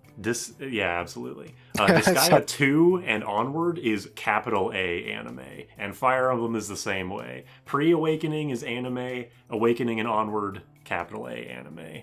That's a great way of looking at it. God, yeah, this guy comparison is so accurate because I have played that series mostly. I missed like a couple games in there. It was, oh god, this guy one is so great. It's actually crazy. I know, Like, right? It's awesome. I instantly am like, God, I just want to play this guy one. Um, Old games are good, right? I do like most of the Disguise. I like them. I think I love the first one. It's something to do. I don't know how much of a stickler you are for this. I am one of the least graphics guys like in the world. I have friends who are like, "Oh, this game looks like this, so I won't play it." I'm like, "Oh, what the fuck?" Because like, if you showed me Disgaea 1 today versus like whatever they're on, like 7 or 8, it is without a doubt like, oh my god, look at 1. It looks so great. It looks just like candy to me. I don't know why. And that might just be boomer opinion. Just like even if you showed me Disgaea 1 PS2 versus the like HD like 1 complete or whatever The on the weird PS4. ass remake thing, like Yep. remake graphics. Yeah, exactly. And like even like that game actually is so weird. It's maybe like the weirdest game ever made because they're like, "Oh, let's make a sequel to Disgaea 1." And then they name it like the shittiest thing ever that nobody would even know what D2. D2. It's not D2. This would D1 2 is what I feel like would make better sense. Well, no, it's literally called Disgaea D2. Well, that's fucking awful. I even It's played terrible. it. I own it, and it's like I don't know. It's just like yeah, Nippon Ichi's a weird company. Oh yeah. I'm kind of into their stuff. Wait, actually, so Bamco, which you've turned me on to saying that, so thank you. Because when you said that, You're I'm like, welcome. oh, it's got to be some kind of fucking like derogatory slur of Bandai Namco. And then I'm like, no, wait a minute. It is Wait a just minute. Bamco. It actually is Bamco. It just sounds. Are you? Okay, I can actually ask you because I'm here. Are you saying that kind of as like a dig, or is that just like not? Yes. Okay, thank God. I fucking hate Bamco. They suck, and I'm so sad that they hold the rights to the Tales IP. Yep, it is sad. 'Cause they fuck over like everything they touch. Yeah, it's kind of like from you. I know that the Symphonia like re-release sucked, or Yeah. I mean, just in general, like are Tales games getting worse? Because I don't know how you feel about like Zillia 2 and onwards, but The Tales series is kind of like, okay, this is going to be a weird comparison, just bear with me. It's like Sonic. You can tell that the devs have a vision and they really want to do the vision, but their publisher or whatever Bamco and Sega are like 1 second away from strangling every dev to death if they don't release the game like tomorrow. So unfortunately you get a game like Zillia 1 where it's just like blatantly unfinished. You get to, I don't even know if I should say it because it's kind of a spoiler. You get to a certain part of the game where it's kind of like a Symphonia thing. Like you get to Tetheala and it's like, oh shit, there's a whole other fucking world here. But then like the game just ends like 3 hours later. woof. Like it's so obviously unfinished. And that just keeps happening for like every game.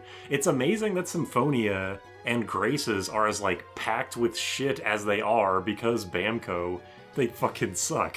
Yeah, it is like, but surely it's like a scale. They sucked less back then, I imagine. Yeah, I think, I mean, that's just like a general game industry thing, just because games have to be so so a certain way. Like, they have to look so pretty. They have to have fucking voice acting. They have to have, like, uncompressed 4K textures. They have to have, these 2-hour-long cutscenes that say nothing. That like culminated with Tales of Arise, as of right now, the most recent mainline entry in the series. And it's just like, it sucks. It's just like, it doesn't, it's like not a Tales game. It doesn't play like a Tales game, except in the Kingdom Hearts 3 way, where instead of it being a Tales game made by someone who played a Tales game, it's a Tales game made by someone who looked at someone else playing a Tales game or added a drive to them.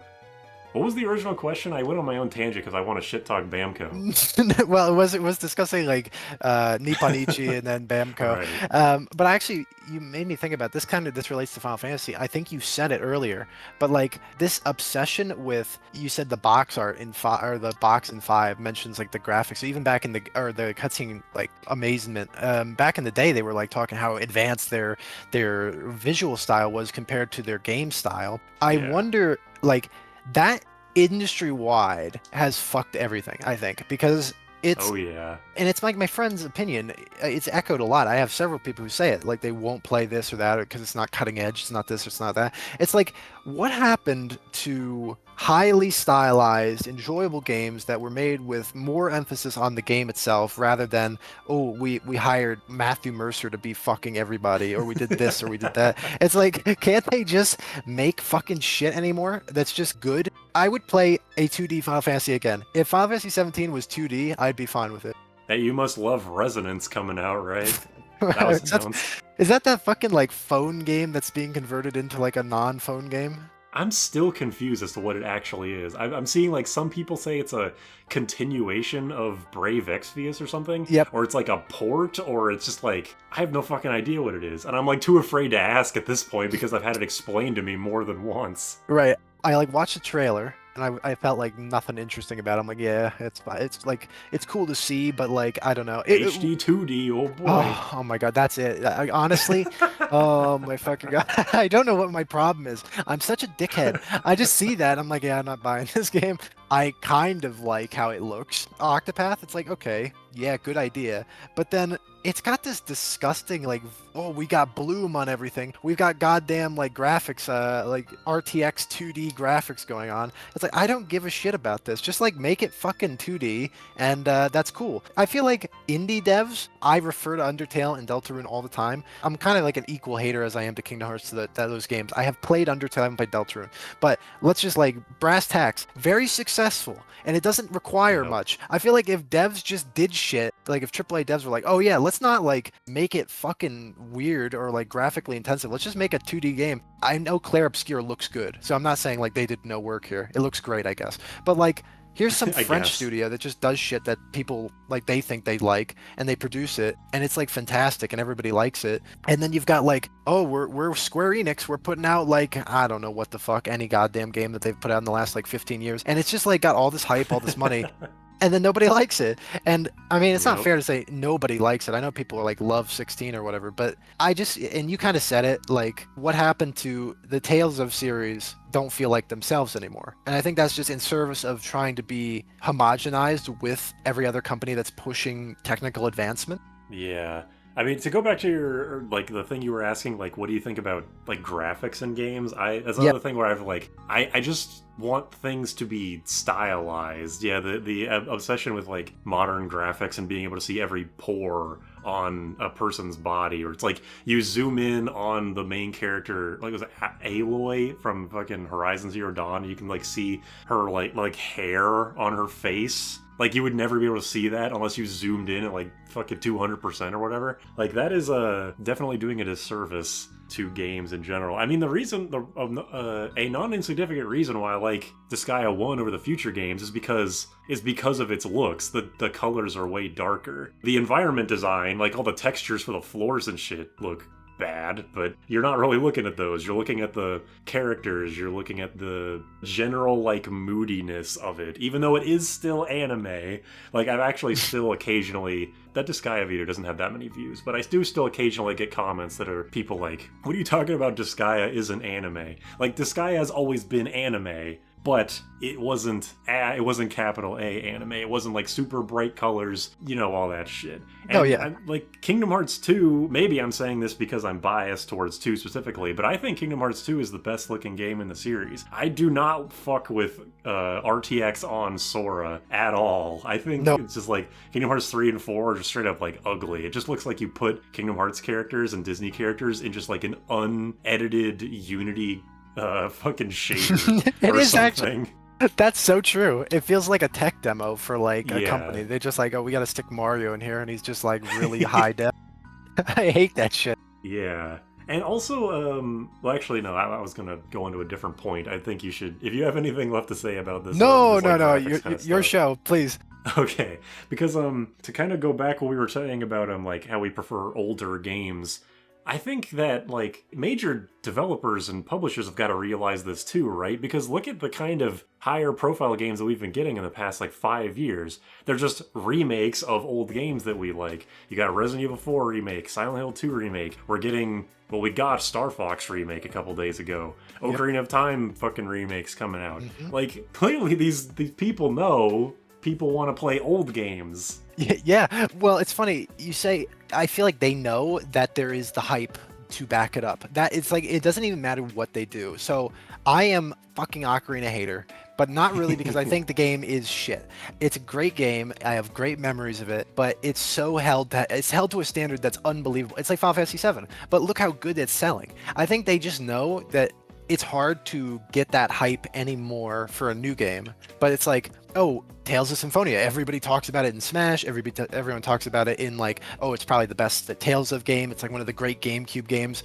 And I feel like that dictated their decision, that like reputation. It's why too, people say, oh, I wish Final Fantasy 2 would get a remake. It just won't, because they think it's like Right. poisoned. It's just like fucked up. But even if a product sucked ass, even if a game was Ocarina and I don't like it, Jesus Christ, it's Ocarina. I mean, everybody knows about it. Everybody thinks it's so good. Yeah, actually, that thing you just said about, like, Final Fantasy II is poisoned. That's Yep. actually, like, especially for Square Enix, that has to be true, because, I don't know, how much do you fuck with the Bravely series, like, Default? I played the first Bravely Default. I didn't play the other one. Okay, so I watched a video recently that was like, what went wrong with Bravely Second? Bravely Second was apparently like, is a good game in the West, like the localized version was a great game.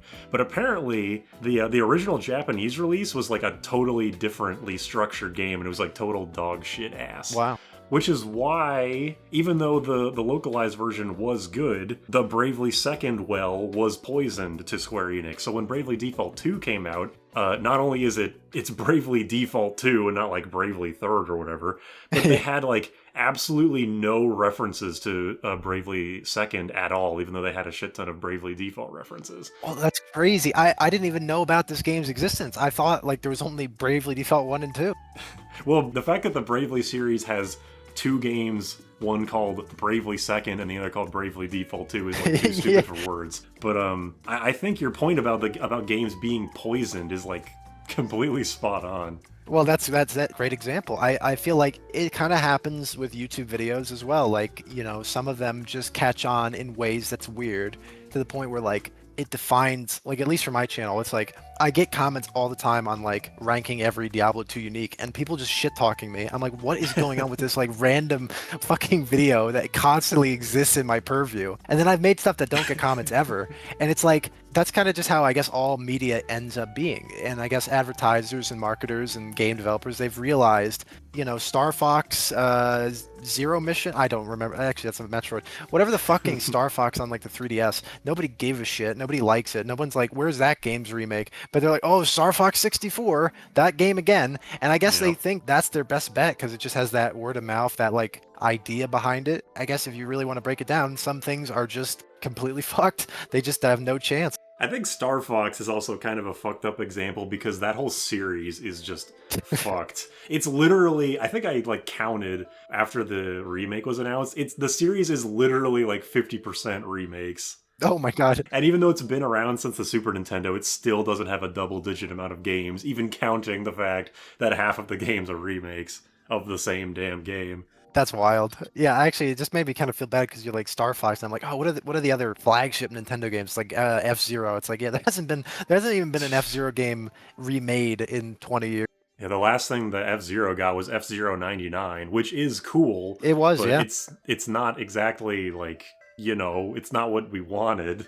Well, again, it's another example of like, oh, F-Zero Super Nintendo, such an iconic, cool game. Here it is Yes, again. exactly, yeah. You want to play F-Zero with 98 people? No, I mean it's fun, but I didn't really want that, but thanks anyway, I guess. Yeah, yeah, exactly.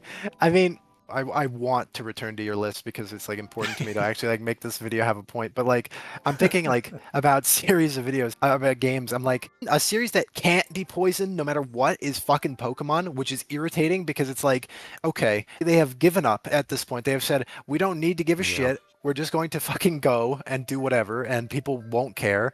And I'm not like the number one, like, oh, Sword and Shield sucks, but it did. It wasn't good. It was like, it was like, this is, I don't like the term slop because it literally is unfortunately the greatest word in the world for so many things because it's like, yeah, Yeah. they just slop this out. It's like, here's a new Pokemon. It has RPG mechanics. It's got new Pokemon, and It it looks like shit. I was gonna say the exact same words, and it looks like shit. And I don't know what the dichotomy is for Pokemon specifically because it's like Black 1 and 2 and come out and they look great. It's like really pristine, wonderful. Like I feel like the pinnacle of the Pokemon series came then. And then Sun and Moon or X and Y and then Sun and Moon. It's like they're okay. I think Pokemon is a funny series in that they have to design it for children, but children don't seem to be like the biggest audience for them anymore. I know I'm wrong, but I feel like that's the case because like I don't know kids who play Pokemon, but I only know like my sister. She's always buying the games for the Switch or whatever. It's like like Right. why? Like these games have not kept up with your maturity. I feel. Man, the timing, you want to talk about poisoning wells. I mean, yeah, you're right that Yeah. Pokemon just is unpoisonable, but like Gen 5 Black and White is like the most unfortunate shit ever. I am like 100% a Gen 5 was the best one Oh yeah. and There you. not even just because my profile picture is fucking Lillian, but like the timing was just the worst ever. Like the 3DS I think was out already and it was released at a period where DS emulation was at its like fucking peak. Like those games were being emulated easily on like any computer before they were even released. And because the 3DS was out, I mean the 3DS like sold like shit at first because, the old I don't know, go watch a fucking Pro Jared video on the 3DS if you want like a history lesson on the 3DS. Because of everything surrounding it, the fact that it was easily emulatable, it was a handheld generation behind, and I don't know, maybe there was just randomly a Pokemon fatigue at that point. They ended up being like the worst selling games in the series, even though they were the best in the Hmm. series. And then Oh, we real got gamer. X. I mean, I don't know. I just outright hate Gen 6. Like, I Yeah. think most people that I talk to just are like, it's fine, it's whatever. But it's like, it's such a fucking. It sucks. It sucks. I hate it. Just even thinking about it, I hate it. I'm like actually thinking about it, I'm just like mad. I'm an absolute ally with you on this. I feel like my brother now, okay. I'm not a Pokemon guy in the terms of like, oh, give me more of it. But I liked them, and yeah, Gen 5 was really great. I enjoyed it a lot. I liked, but my personal favorite is probably Gen 4 just because it felt so clean at the time. It's probably a matter of nostalgia. I mean, I would agree that Gen 4 is great as well. Oh yeah, no doubt. It's got like just that clean aesthetic. It's got Bidoof, it's got stuff. Uh, Biggest problem is the health bars, truly. well, actually, why? I'm curious. If you play Gen 4 again, you'll probably figure it out really quickly, but the health bars in Gen 4 drain fucking insanely slowly. I Oh don't know wow. why, but like every game before and after it, the HP bars drain at like a consistent rate no matter how much HP was depleted at once. But Gen 4, it's like there's a video, I'm gonna link this in the Discord. Anyway, you keep talking while I do this. Oh no, no, yeah, I was gonna say my brother's into the ROM hacks, right? And I feel like Pokemon ROM hacks are a dumb fucking idea because now I think they could go one half step forward towards harder, and it's good. I think that's something to be said. Gen 4 and 5, if I remember, and 3, Gen 3 as well, had degrees of difficulty that were entertaining. It wasn't like a face roll dumb fuck experience.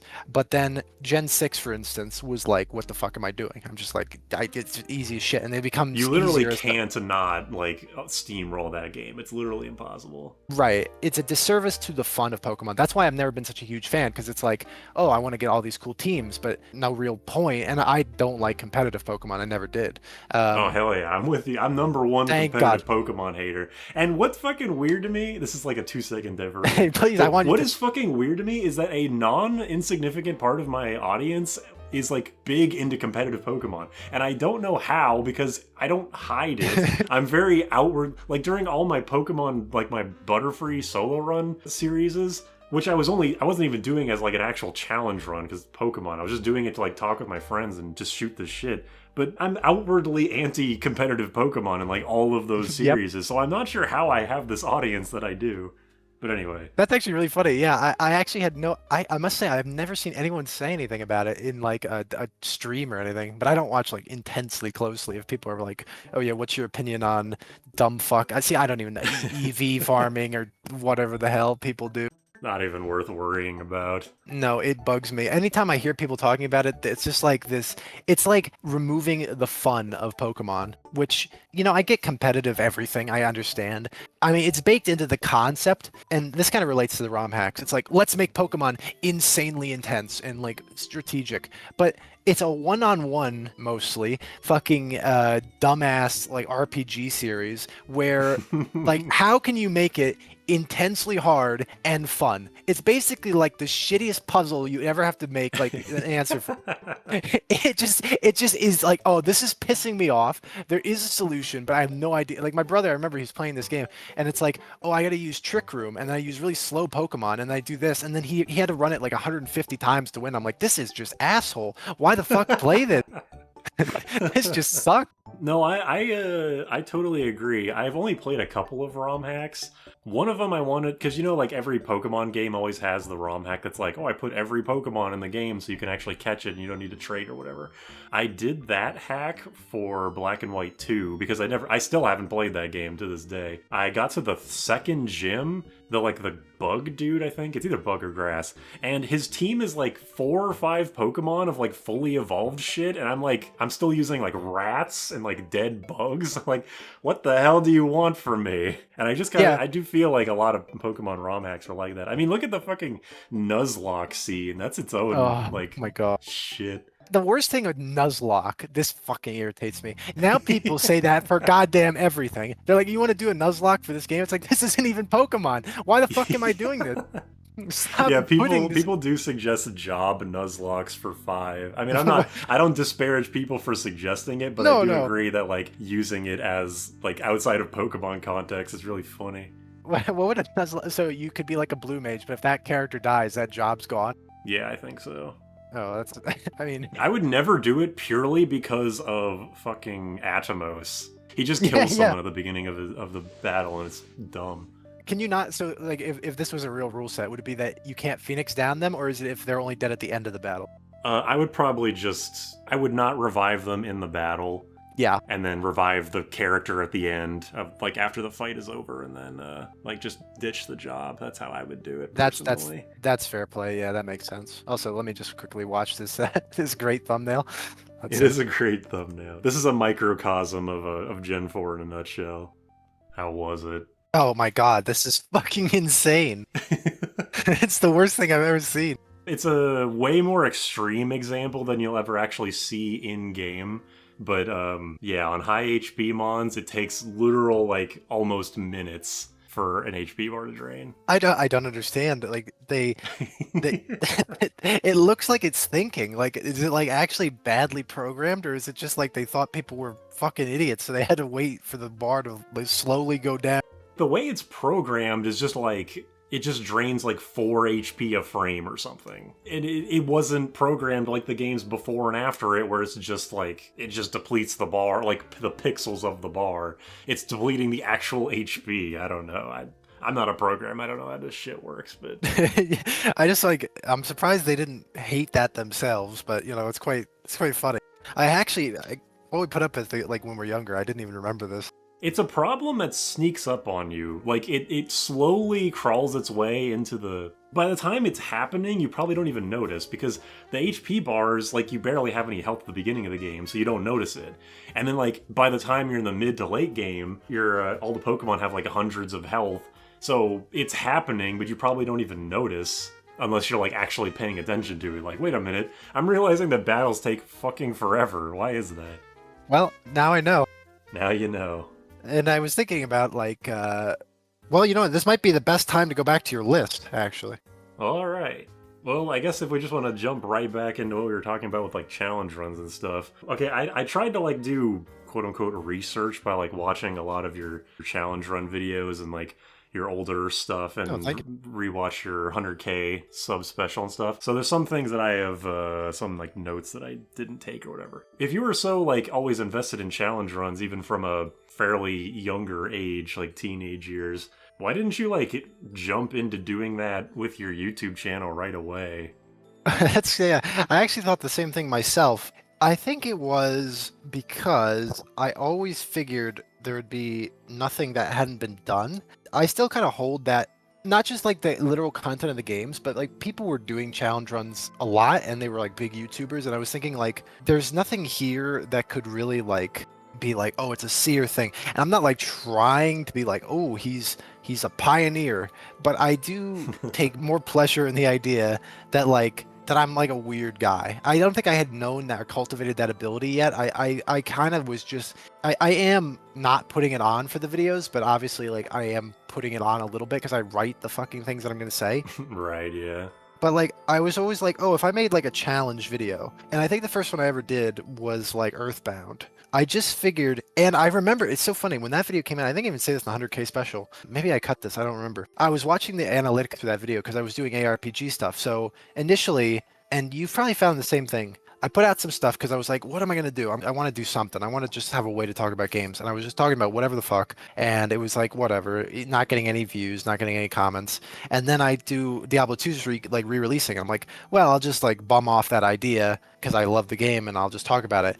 And that gave me my first taste of an audience. And then it was like, oh, I'm the Diablo 2 guy. And I was really trying to find a way to get away from just being that, because I wanted to talk about like all sorts of things. And then I eventually thought ARPGs were fun to talk about, and then I did a lot of them. And then it was like, oh, well, you're the ARPG guy. And then I just kind of in my own head thought, well, no one would be interested in whatever the fuck. And I did the Final Fantasy 1 challenge because I did a few challenges. I'm like, oh, I'll just put out like a Pokemon Red one. I'll put out like a Donkey Kong one because I wanted to actually just try those, and I figured I'd record them. It wasn't until the Final Fantasy one, which was another one I just wanted to do. You mean the Final Fantasy 1 no money one? Yeah. Okay. Yeah, I actually, yeah, no, my mistake. I wanted to just sit there and like do that myself, and I remember thinking this video won't be that successful, not knowing obviously that it would become like my most successful video, and I still get like the most attention on it. I just figured I couldn't get anywhere with that. I kind of feel like embarrassed saying it because it's like I don't think it's anything bad. It's just kind of behind the scenes. Like I was trying to succeed in YouTube rather than just like have fun, which is the advice you hear all the time, and I do think is number one paramount what you should do. And I do appreciate that because I have fun doing the challenge runs, I have fun playing ARPGs, I have fun doing miscellaneous things like that, I have fun playing Mario parties, like I want to make more of those. It's just like, yeah, I figured I had no reason to do them because there was somebody like Small Ant or whatever doing like a challenge run for like people would just niche down and do a challenge run for their game, and then that was it. So what was my hook? And I think my hook became like I do stupid shit that's horrendous. I talk about it in a way that nobody else talks about it. That's the fun for me. So long-winded answer of saying I wasn't certain I was going to be interesting. Yeah, I can kind of see that. Like, I will say this is like, it might sound like an insult, but I swear it's not going to be. Go but like, yeah, that Final Fantasy 1 challenge run was how I discovered your channel as well. I'm one of the fake fans that only discovered you for the Final Fantasy stuff. When I saw the title, because it's just like, can you beat Final Fantasy 1 like with no money or whatever? And I'm not sure why I clicked on it, because when I saw that video, I remember thinking, oh, it's probably just some like boring white dude just like, okay, well now we're going to the marsh cave and we're going to go through and like blah, Yep. blah, blah. So when you start the video like right off, like with your seer persona, like, you know, balls and swearing and all that, Yeah, it weird. definitely like that was the instant hook for like the rest Oh. of the video. I was like immediately like, oh shit, this is not at all what I thought it was going to be. Oh, that's wonderful. That's very encouraging. It is like from like one YouTuber to another, because you might feel the same way because you said it, and I think everyone thinks it. This is gonna be. I like that you included white guy. I guess it's like I've watched way too many white bread, white guy, like Nintendo yeah. YouTubers that have like no personality aside from blandly describing how Smash Bros.'s like percent system works. It is actually that's so funny you pick on Smash because it's so true. It's like the most annoying. Like I when Ultimate was coming out, I was because I was excited for the game. I was watching so many fucking people. I was like Papa Genos. It's like this guy Oh my who, god. who wants Geno in Smash. That's his whole channel. I'm like, yeah, I did too. So I was happy to watch him. I was excited. I'm like, yeah, they might put Geno in Smash. The instant the game came out, I stopped fucking watching everybody. Dude, me too, actually. I mean, I still watch, because I actually, like, I don't really anymore, but I actually did play Smash competitively. I fucking sucked. Nice. So, but I was actually, like, I was keeping up with everything Smash related, but I do Yeah. remember the Papagenos thing. That's funny. I totally Yeah. forgot about him. No, there's so many that are just like there's this one guy, Choco Tastic or something. What's his name? He has a million That sounds subs now. familiar. And I'm like, oh my god, this fucker, he got pivoted from just being like a Smash news speculator to being like a big deal. And I'm nothing against him, so I guess it was his personality, and maybe that's kind of my point. Like when we make videos, you impress me endlessly because and I actually mean that. Like that's the thing. It's like, oh, he's just being nice or whatever. I'm just filling in the gaps as I predict people would think I'd say that because it's like, why am I so complimentary towards you? But the reason I show up is truly because you have a good like don't give a shit attitude about you just like what you like. You're talking about what you like to talk about, and you are actually entertainingly insightful rather than I had a few people I watch who have like 1,000 or 2,000 subscribers that I enjoy because it is like a pal. It's like somebody you would actually want to talk about with like gaming and Right. stuff. And I do think I don't know if you aim to do that. I don't know if you're like, oh, I'm going to set out to be like myself, unabashedly, genuinely myself, and that'll be the selling point because that works when you are, I think, naturally able to do it. Like I've watched people with insane production value, but they just don't. And I'm not saying I have like an it factor, and I'm not saying like anybody necessarily does or you can't like cultivate it, but it seems like people are directionlessly trying to produce stuff and they don't really have a point. So I guess for myself, I wanted to be some kind of fucking insane person, and that would be the caricature. And I wonder if you feel the same way. Do you aim to do anything with your videos? Well, you know, it's funny that I was just shit talking like the white bread YouTuber Yeah. like stereotype, because I think my earlier videos, Final Fantasy V stuff, is definitely that. Like, I mean, every YouTuber that like wants to do stuff and like actually sticks with it will have the first month to year or onward of just like blankly speaking into a microphone. Undeniable. Like that's just part of the process, and I was no different. And I think that like I don't even really know. I didn't really know what I wanted to like do in the early videos aside from just like here's the video, here's just me like talking about it, whatever. But over time, it was around when I started watching your stuff, and I was like watching other. I was like Backlog Buster. I was watching a bunch of Running Shine, if you know him. Watching all of you guys like back to back around the same time was definitely like me realizing, oh shit, I need to like actually write these scripts well. There's even YouTubers that now that I'm like watching, and I'm like I'm enjoying this video, and I'm like I could have written this script. I deserve like 10 million subscribers because I could write this shit. I don't actually like think that, but I am like I do have the feeling of like, okay, well now that I've watched these YouTubers who do have a script and do have a personality beyond just blankly reading whatever they wrote, I do kind of like. What was the question again? I was going somewhere and then I completely like threw No, my point off a cliff.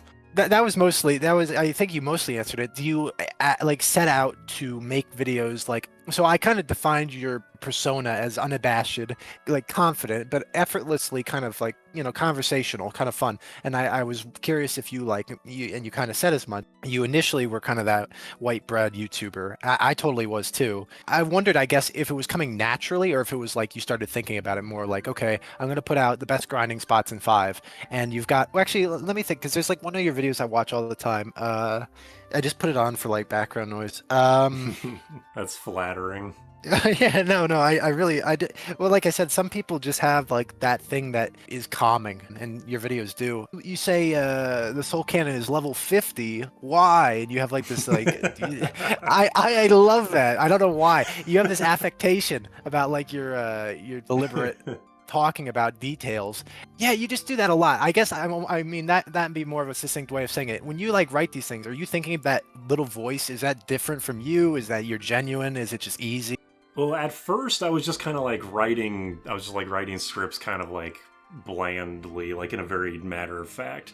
And then, yeah, after, like I was saying, I watched you and Backlog Buster and Running Shine and all these guys that were like very punchy with your scripts, very like get the point across in a direct way, but in like a funny kind of way. So I was kind of trying to be like partially that, but not like, not copy the homework kind of way, but like, yeah, try and be more conversational, like something that you would kind of want to listen to as like background noise, I guess. Because a big thing of why I wanted to kind of be a Let's Play channel, I guess, I mean, it wasn't like I want to be a Let's Play channel and make Let's Plays. It was like, I want to play games and talk with my friends and just upload it to fucking YouTube so people can have shit to listen to. Because it's the kind of stuff that I love to listen to when I was a kid slash teenager slash young adult, and I still do. So it's like, I wanted to make the kind of videos that younger me would have wanted to watch. So I guess a combination of like me changing my script style to be more like dynamic like all of you guys, and also, yeah, infuse my own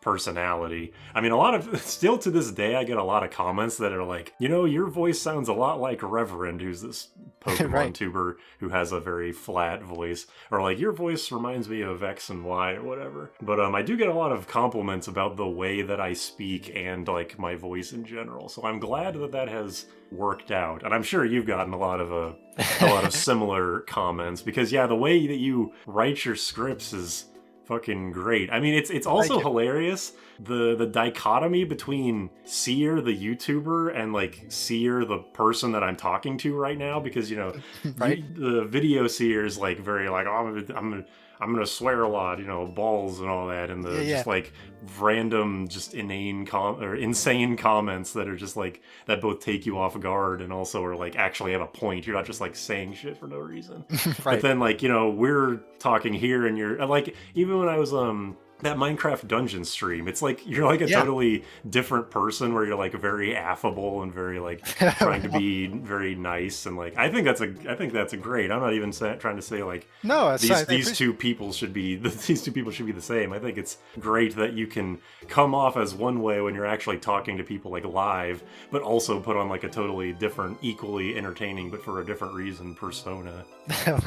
I am endlessly humbled by this kind of thing, and I really appreciate it because I do have a very simplistic view of this. It's like I genuinely am the way I write myself, but I don't think so fast, so I can't really like just be like 100% video seer all the time. At the same time, when I do streams and people say nice things, it's not like I was raised in some fucking hole where people were like mean to me or anything. So I can deal with people Right. being nice, but it's always like unexpected because I'm kind of presuming. But like when you started, you don't really like when people talk about you now, you don't like think because I don't think of myself when I started. I kind of think of the difference. In fact, I kind of think like where I was and what I've kind of fashioned it into, because it's a public persona and you kind of care in some way, even at like smaller subscription. When I had smaller amounts of subscribers, I was concerned with how I was like seen. And I do wonder if like my advice would not be so beneficial to people, because it's like, oh, you should care what you look like and you should care how you act and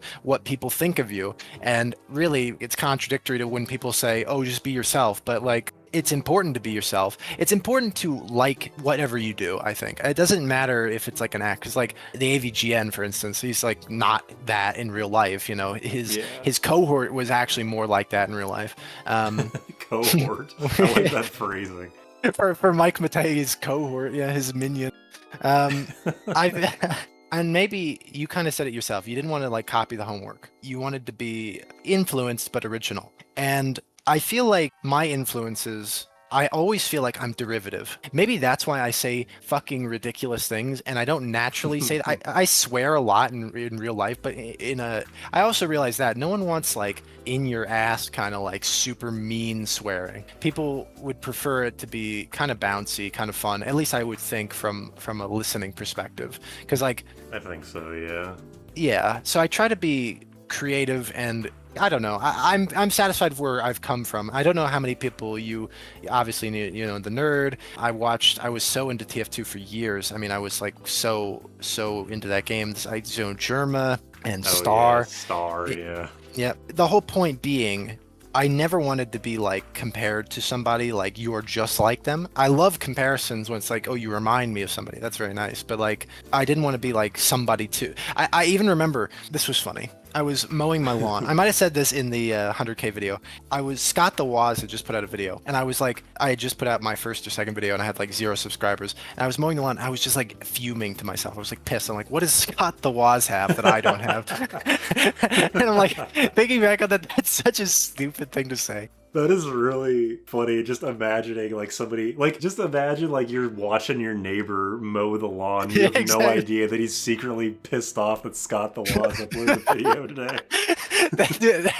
It's almost fucking insane to think that. I never look at my neighbor thinking he's thinking angrily that he's not like this random white guy online. It's like that meme to like, what is going on? You ever look at someone and think, what is going on inside their head? It zooms in and just, I don't know, that Hey really... y'all, Scott here. Yeah, exactly. That's what I was thinking. I was like, oh, this goddamn guy. What's so good about him? He finally finished his Wii U retrospective. How can you hate him? I actually don't hate him. He's one of those weird people that I like see him. I'm like, I don't care. I'm like, I watch occasionally. I'm like, yeah, this guy's good at this. He's like the modern day JonTron, and then I just stopped giving a shit. Yeah, I love his videos. I'm still subscribed to him. Yeah, no, he's definitely his talented. stuff is really good. Yeah, exactly. His stuff is really. He's also like the angry video game nerd, but less angry in that like video Scott is like a completely different person than whenever you see Scott the Waz in like interviews and stuff. He's just like a completely different guy. It scares me because he's like fucking deep voice and he's like intimidating. Yeah. It's like, what is this Scott the Waz? he's like grown up Scott the Waz. Yeah, it's like a grown-up version of himself, paradoxically. It's actually crazy to me, but yeah. So we could aim back at your list if there's any more. Just I imagine there's a couple. But I mean, I'm saying like in terms of the challenge videos, I waited until I felt more comfortable displaying that. I guess. Is that why you do multiple 4-job fiestas, or is that just enjoyable? Well, last year I did 2 because the first job set I got was way too fucking easy.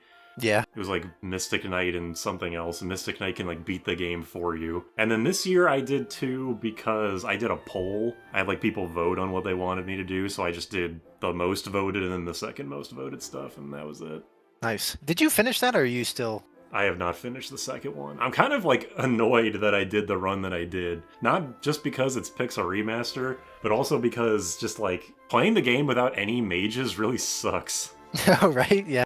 Just not entertaining, or like, well, I suppose you don't have, I'm guessing, this is, correct me if I'm wrong, but there's like so little to actually like plan with. You don't have to like actually go buy anything. Yeah, pretty much. I mean, like, it also doesn't help that the job set I got isn't great. Like, I got Monk first, and Monk was buffed a shit ton in Pixel Remaster, but it's still the Monk. Berserker, I've gotten Berserker like literally every single year.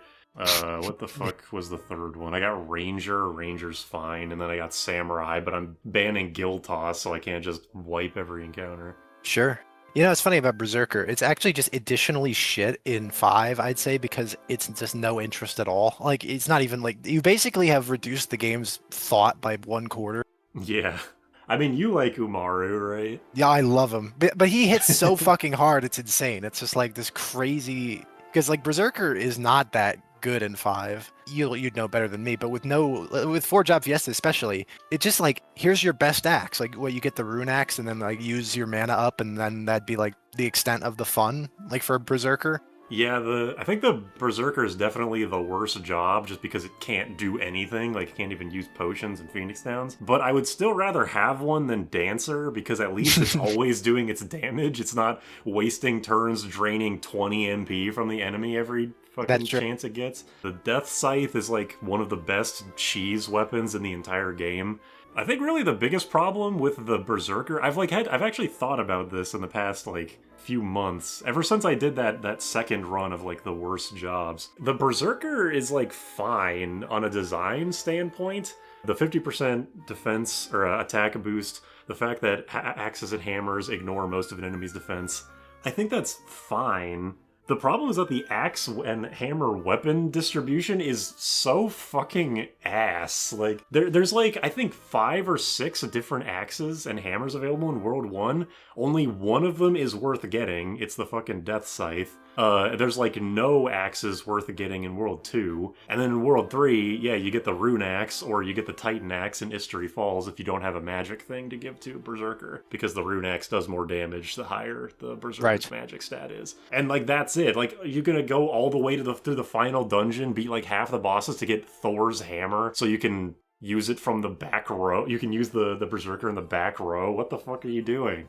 Yeah, exactly. 5 could have benefited by just pushing things earlier into the game. Yeah, definitely. I mean, it's so... You were saying... I forget if this was said on recording or not, but like you were saying that 5 is a game where the developers just kind of did whatever. And I think that works in the game's favor for the most part, but there is a lot of fuckery that comes up with that, because you get the Death Scythe in the first, like, I don't know, 5 hours of the game, and then you don't get Thor's hammer until like 2 hours before the game ends. There could have been so much more shit in between. Or like the bells.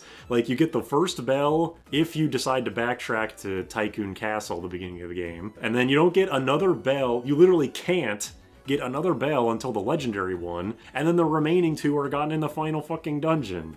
Yeah, and I like the thing with bells is you have the Rune Bell is like the secret one, right? And it's probably the best one because it boosts elemental damage. Is that right? The Rune Bell boosts all elements but water. The Tinkle Bell is just abnormally strong for a weapon. But that's like, why did these things have so little interesting effect? You swing with the bell, it's like, okay, so the first bell does nothing, right? It's just like a back row weapon that never misses, that's it. It never misses.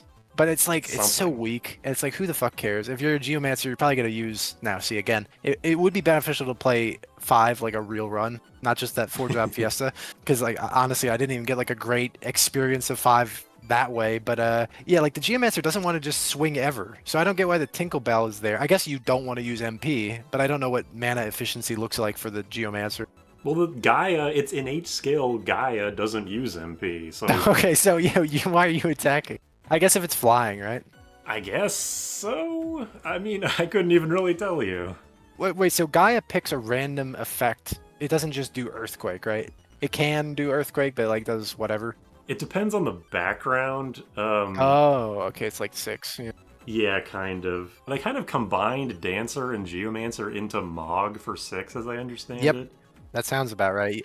So Wind Slash on the final boss, for instance. Yeah. The final, or the Legendary Bell is the one that's like sometimes you attack and it sucks and sometimes it casts Quake. Otherwise, Gaia, it picks one of 4 spells depending on what the background is, and what you can get is dependent on the Geomancer's level. You get the first 3 at level 1, I think it's level 1, 10, and 20. And then the 4th spell you get when you're fucking level 50. You want to know what most people beat this game at? I'm sure you have an idea.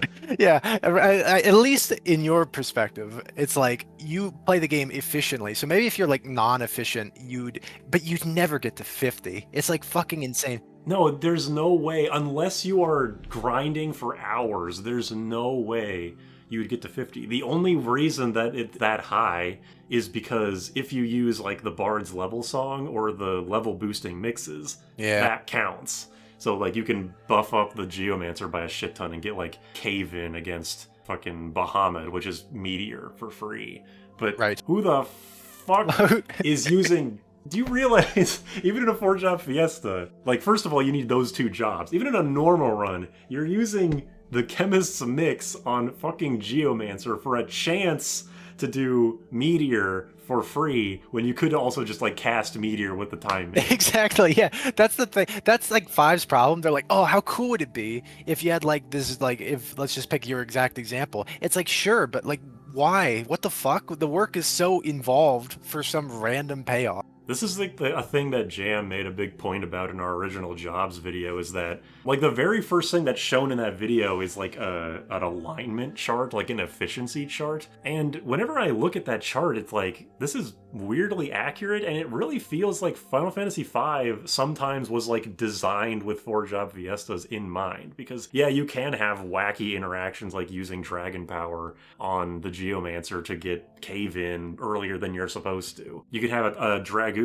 with Time Magic casting Quick to do 2 instant jumps with no downtime. Like, Yeah. you would never do this shit in the real game because the good stuff is just too efficient. Like, the mages are way too good. Hitting attack with a Knight is just amazing when you have dual grip. Fucking rod breaking, fucking Gil Toss, you know? Yeah, or just generally like, yeah, any summon, just like standard Final Yeah. Fantasy shit makes so much better sense. Exactly. I want to say, like, is there like one that's a thief with the partisan with jump? Is that like something I heard someone say? It's like, that sounds dumb as fuck, but it's like how it's designed to work. The Twin Lance, the weird weapon that attacks Yeah. twice, the Thief and the Ninja can use that, and the Man-Eater, like the Dancer's Man-Eater we were talking about earlier. For some reason, both of those weapons are classified as a spear, so if you give the Thief, Ninja, or Dancer the Dragoon's jump, they'll do double damage with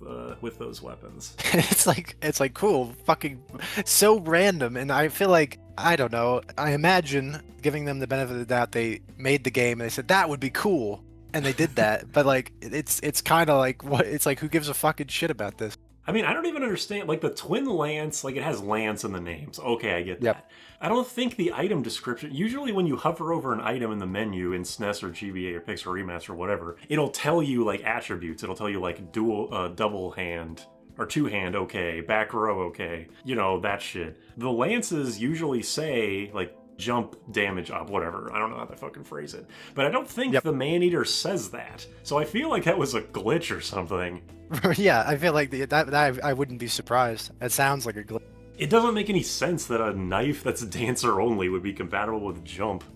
If it was actually like deliberate. I like the idea that they did certain things like deliberately. I know you're like a jump hater, and I actually thought about jump. Oh yeah. I thought about Final Fantasy 1 so much with this because I wanted to make like a ROM hack that changed something. And I thought about like what you'd do with 5. And it kind of relates to how I feel about 1. And I wonder what you'd think. So what if the point of Dragoon was that, see, this is where I feel like they could have made the game better if they just designed things a little differently. Let's pick something that's like hyper fucking armored, looks like it's armored. Now, I don't know actually how defense statistics in 5, maybe you'd know better, but you take like the Iron Giant. I think that motherfucker should not be damageable except by things deliberately designed to pierce defenses. And I feel like Dragoon would have been a better class job. Say, up to that point in the game, you're using mages to deal with fucking, well, then again, if mages could deal with armored shit, then you just do that. You've But just then, buffed mages again. Yeah, yeah. Accidentally. That's the thing. Like, I'm trying to think like, oh, this is like, let's take the Guild Turtle. I don't know if he's actually durable. I think he is, right? But like, Yeah. it would be cool if it's like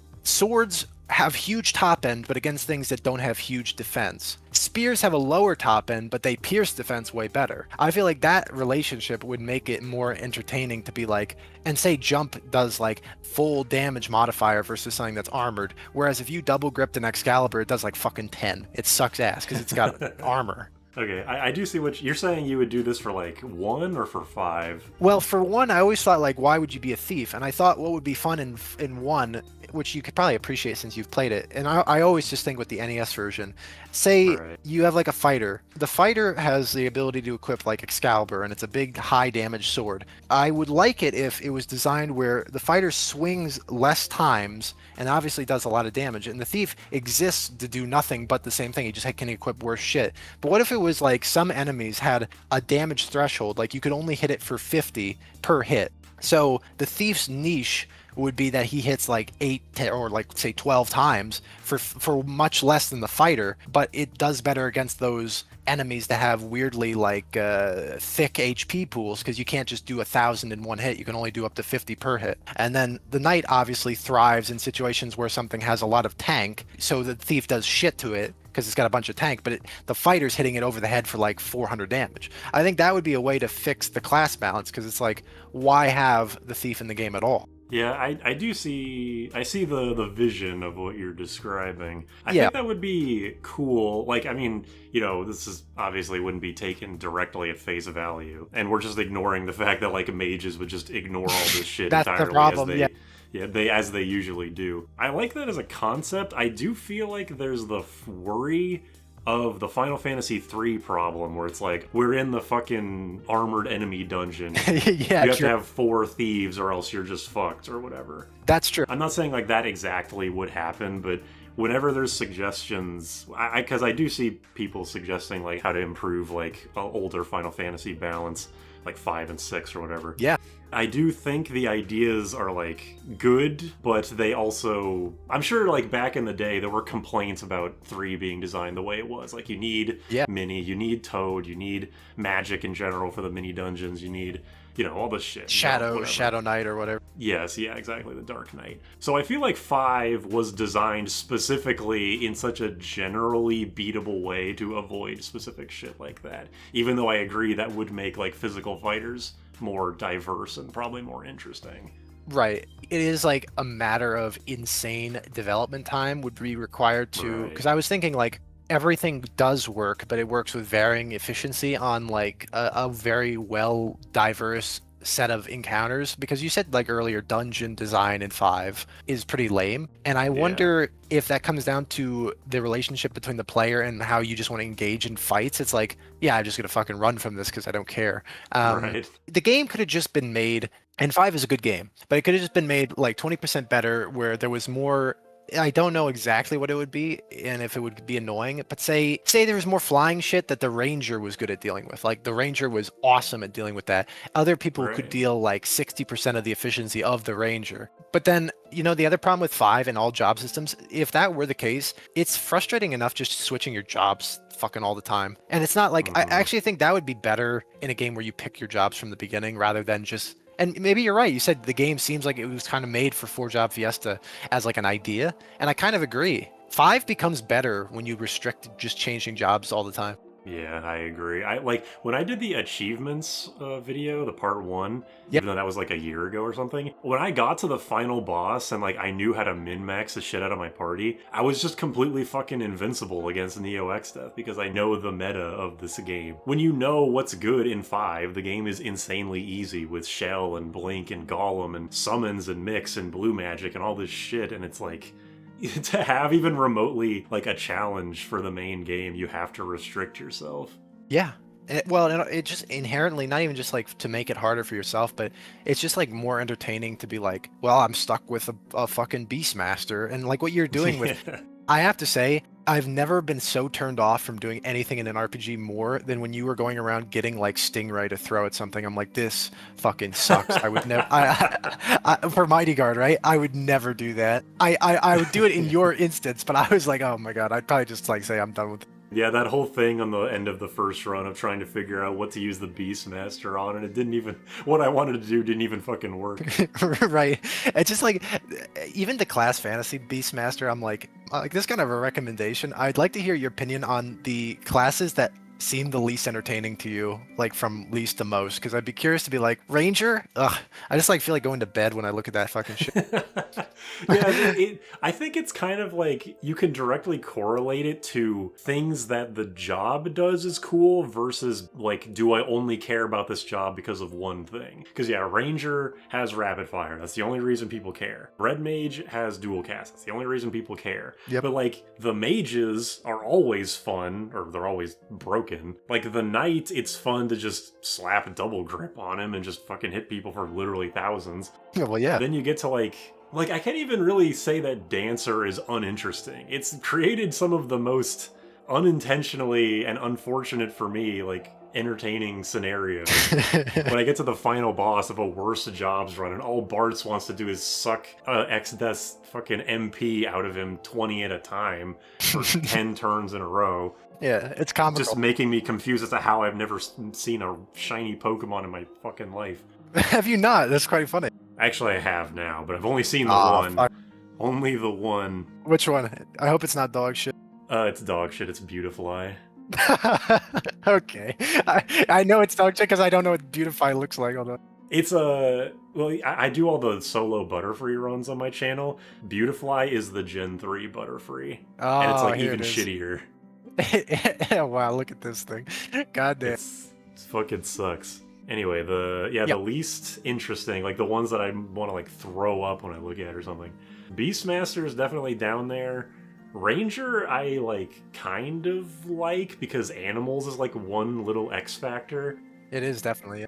Jam really loves the random stuff happens commands like Gaia, animals. So I have some kind of fondness for it, even though, yeah, for the most part, Ranger is just, what if we had a guy that shot a bow and arrow?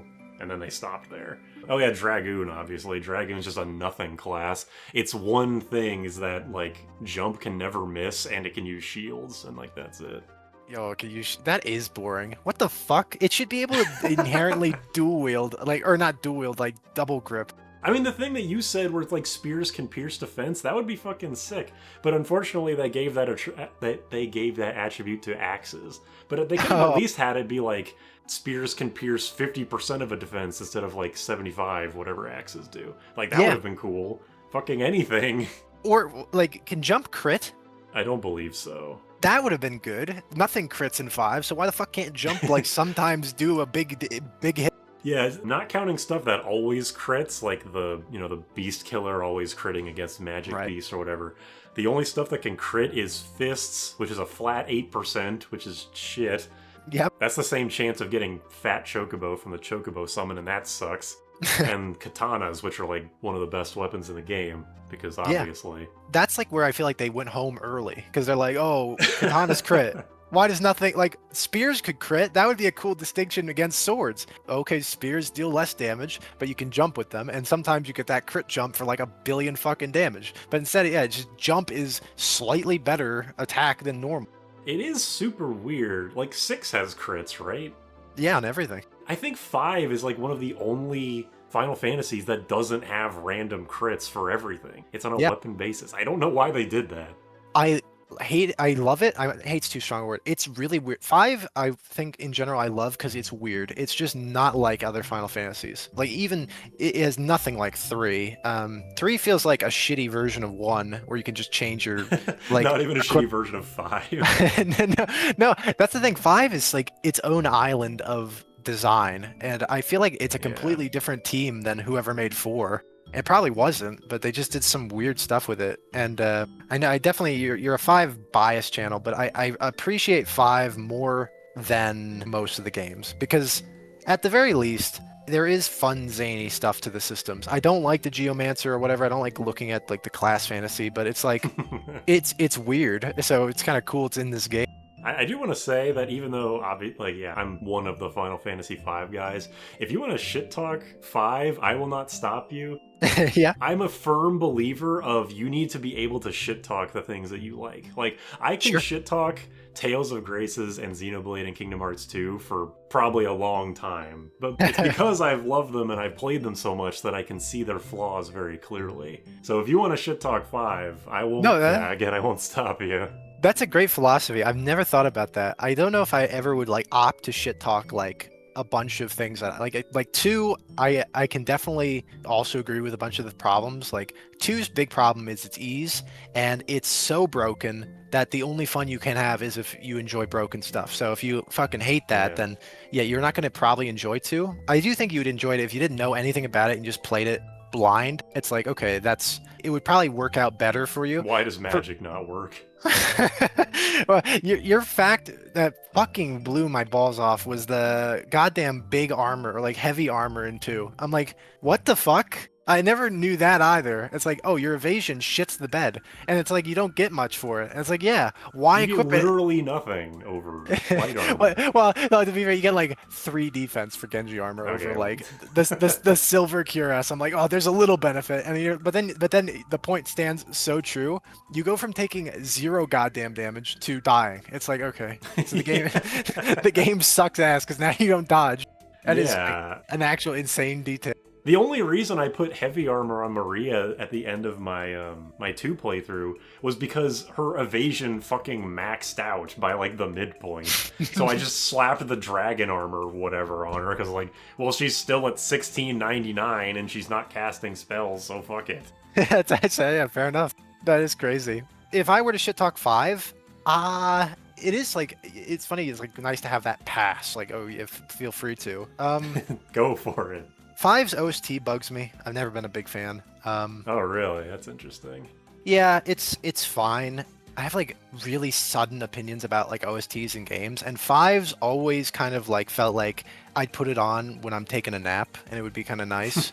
I was like Battle on the Big Bridge is one of the all-time great Final Fantasy songs. The final boss themes are great. I hate the boss music. The battle theme's Oh, kind of a yeah. little slow. The boss theme is just like straight up bad. I don't know what the fuck happened. Yeah, especially because 4 had 2 really, really good boss themes. Oh yeah, definitely.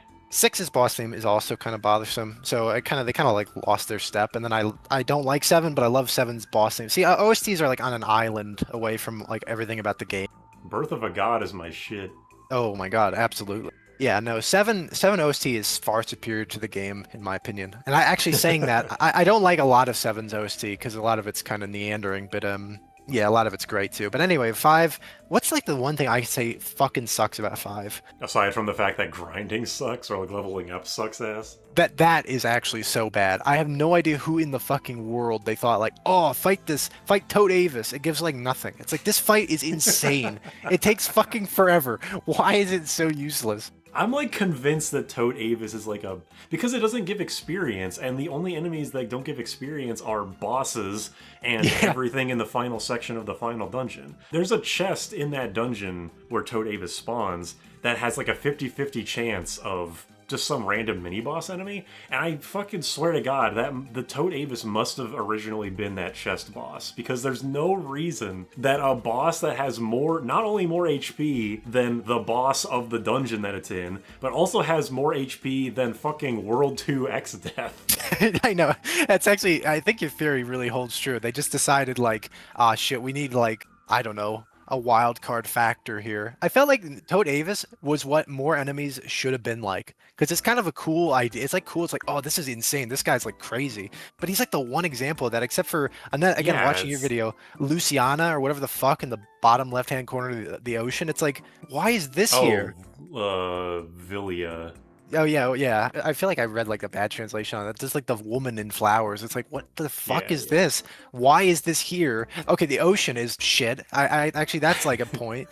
5 sucks ass for its ocean and its encounter. It's like the stingray. It's like, why can't this just be anywhere in the ocean? I really have. Okay, wait. First on the Toad Avis thing. Yeah. I agree with your point that more enemies needed to be kind of like this or like it, because this is a complaint I have against 5 as well, like across the board, is that just enemy encounters are way too weak.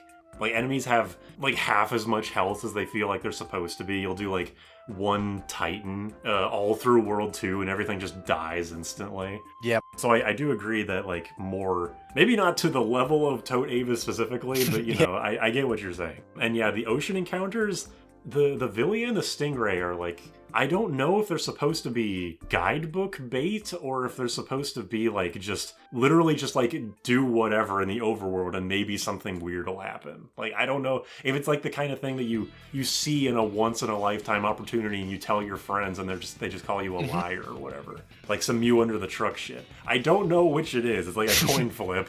That's true. It really does come down to guide selling kind of thing, but it's kind of pointless. Like the Villia gives a lot of money and ABP, right? But that's kind of like it. It doesn't have like a drop. Yeah, a lot of shit ton of money, ABP, and it has like a rare drop of the Angel Ring. It doesn't give like any Oh, right. blue magic. It doesn't give like any other cool drop, like some super rare weapon. It's just like you can occasionally get a ring you can buy in the Phantom Village for 50,000.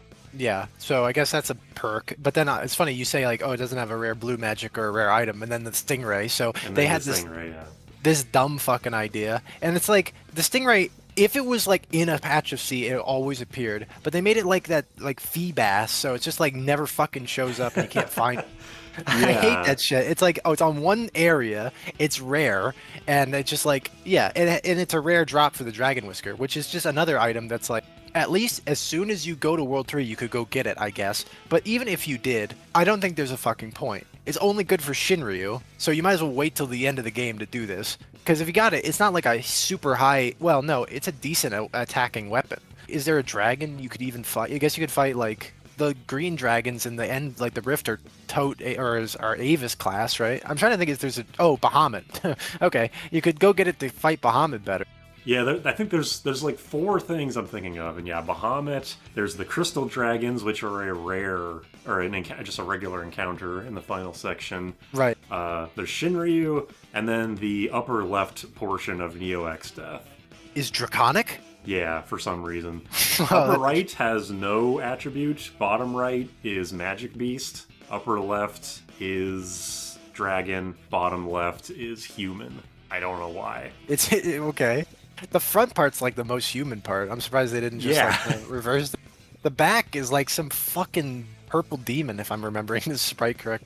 The back part being human is like the funniest one because in SNES, the only way to hit the human attribute is the man-eater, the fucking knife you get like 2 hours before the game ends. In GBA, there's another way. It's with the cannoneer, but ignoring that. Right. Yeah, the man-eater can hit a human for critical damage, but that human part is always in the back row. So you can't even hit it for full damage with the fucking knife. I am actually getting to the. You've converted me to a man-eater hater. I'm like, this is like. Oh, the hell yeah. This is the stupidest item ever made because like they didn't make this mistake very often. In most of the games, it's like there is like a weapon at the very end, but it's far and away the best weapon. But this dumb dagger, it's like, what is it for? It's At kind least of the shit. Ragnarok is a strong sword. Well, yeah, exactly. So the Ragnarok's like fine. You're like, okay, I want to really hit the final boss with this, and it'll work Yeah. pretty good. But like even like the rune bell, I guess that's good, but it's just like kind of stupid that it's a rare. It should have been in a chest, if anything. I don't know why there was suddenly rare drops at the final dungeon. I agree, yeah. I'm surprised they didn't make the man-eater only accessible by rare drop or rare steal. Exactly right. Speaking of rare steals, do you know about the Titan glove? In 4? In Or is 5, it- sorry. In 5? God, I didn't even know it existed in 5. Oh, you're gonna love this. It's an accessory that I believe is only accessible via a rare steal from Azomagia in the final dungeon, like 5 bosses away from Neo X Death. Hang on, we gotta look it up. I think it gives +5 strength and stamina, and then -5 magic and agility. And it's like the most pointless accessory in the game, maybe. They provided immunity to Mini. Does anything in the rest of the game cast Mini? I guess the final section of Neo X Death, he could Delta. No, I don't think Delta Attack inflicts Mini. Actually, yeah, Grand Cross does like random shit. But that's probably it. That's probably it, yeah. The only enemy that I can recall off the top of my head that casts Mini are those Mini Mages in the Forest of Lore in World 2. It's like the rarest debuff in the game by a lot. Wait, this thing is asshole. It increases stamina, which is fucking pointless. It decreases magic and agility. Yep. I just had to like contextualize by reading it. Why would you ever equip this? I'm not like a guy about like accessories. I know it's like the Hermes sandals are insane, but it's like, would you like perma haste or would you like 5 less magic and agility and 5 strength is basically what this reads. I guess you're immune to Mini. Halfway through the final dungeon, as a reminder. And stolen from a goddamn boss that you're probably just gonna kill pretty fast, and you're not like, oh, what's agile mod you have? If it was his only steal, then maybe. Yeah, this is what I mean. I feel like they just said, oh, pad out like the steal budget, like make things have like random thing. Which I kind of can agree with that philosophy. If they're like, oh well, steal is useless in like honestly in 6 it kind of sucks. It's like it's okay to steal, but there isn't like a lot of cool rare steals. So it's cool that there's stuff in 5 to get, but I don't know if this was such a great idea. The only use it has, as far as I know, is in Super Nintendo. It's the only way to get the magic underflow glitch on Berserker when using the Rune Axe, because the Rune Axe gives like 3 magic or something, and the Thornlet also gives a magic penalty, but not enough to offset it. So you give him the Thornlet and the Titan Glove, and suddenly the dude is swinging the axe for like 8,000 damage. That's which awesome. It's really cool, but again, SNES only, and also you have to give up the Hermes sandals to do it. Yeah, and Bug is like, the other part. Yeah, and also again, for the like 10th time I've already said, halfway through the final dungeon. Yeah, I know, right? Like fucking 5 minutes from the end of the game, so who cares? I guess Advance changes things, but Well, yeah, it's advanced content. I'm not an expert in. Achievements Part 2 eventually. I'm excited. Excellent. I don't know if my life is better for knowing about it, but at least I do. It is different in some possibly imperceivable fashion. Absolutely. Yeah, if you've got more bullet points, I'm happy to hit those up. Let's just make this video rounded. The next point I had was like leading into talking about your Final Fantasy runs, except for 5, because 5 I figured would have been like the most you might have to say about it. But we've already talked a shit ton about 5, so Yeah. really just like talking about your runs, anything you might not have mentioned in the original videos, or your 100K special, and like how much you'd played the games before doing those runs. Oh, that's fun. I said already, like, 1, I was really I enjoyed playing that game a lot, and I just like doing challenge runs in my free time.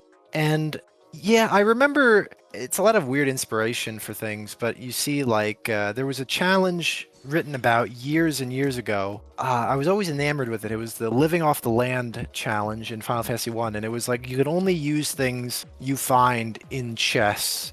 But it had the caveat that you were allowed to use the inn. Otherwise, you couldn't buy anything. That was my first question, yeah. Yeah, and I always thought that was such a cheap out, and I was like, what if you just didn't use the inn? And then there it was, and it was a horrendous idea, obviously, but it was kind of like one of those things where I'm like, oh yeah, that wouldn't work for a lot of reasons. And then you start looking at it, and it's like, wait a minute, it kind of could work. So I was like planning it, and then I just decided, it would make a fun video, and then since it did so successfully, I felt like, well, I didn't set out to play 1 with like, oh, this is the worst thing ever done. But that's what it turned into. Yeah, it ended up being so bad that I was like, well, that was cool, and then the audience really liked it, and they were like, oh, what are you gonna do next? And I remember you've like how we first interacted. You sent me a message about like 5 with no Gil, which is so funny in retrospect. It's like not a problem at all. Like you can just easily do that. It was kind of through that discussion that I thought, it's funny, 2 would have been an interesting game without spending money, because it is technically possible. It just becomes so disgusting. I guess you have to farm things that drop potions long enough to allow someone to get like max agility. And then that would be kind of, because you can't never use the inn. So it's just kind of like this really, and you can't resurrect people. Wait, no, it is free. 2 would have been the only other interesting game, but I decided like I had to do something that was never done before. I guess that's when I started thinking about it, and I liked. Honestly, I had more fun with the first few because nobody played them. You even said like nobody talks about NES 3. It's like a very underlooked game. It has like the YouTuber effect of like 3 people talked about it in the like 2015 kind of YouTube era. So all the opinions are just like job system, forced to use some jobs sometimes, Final Dungeon sucks.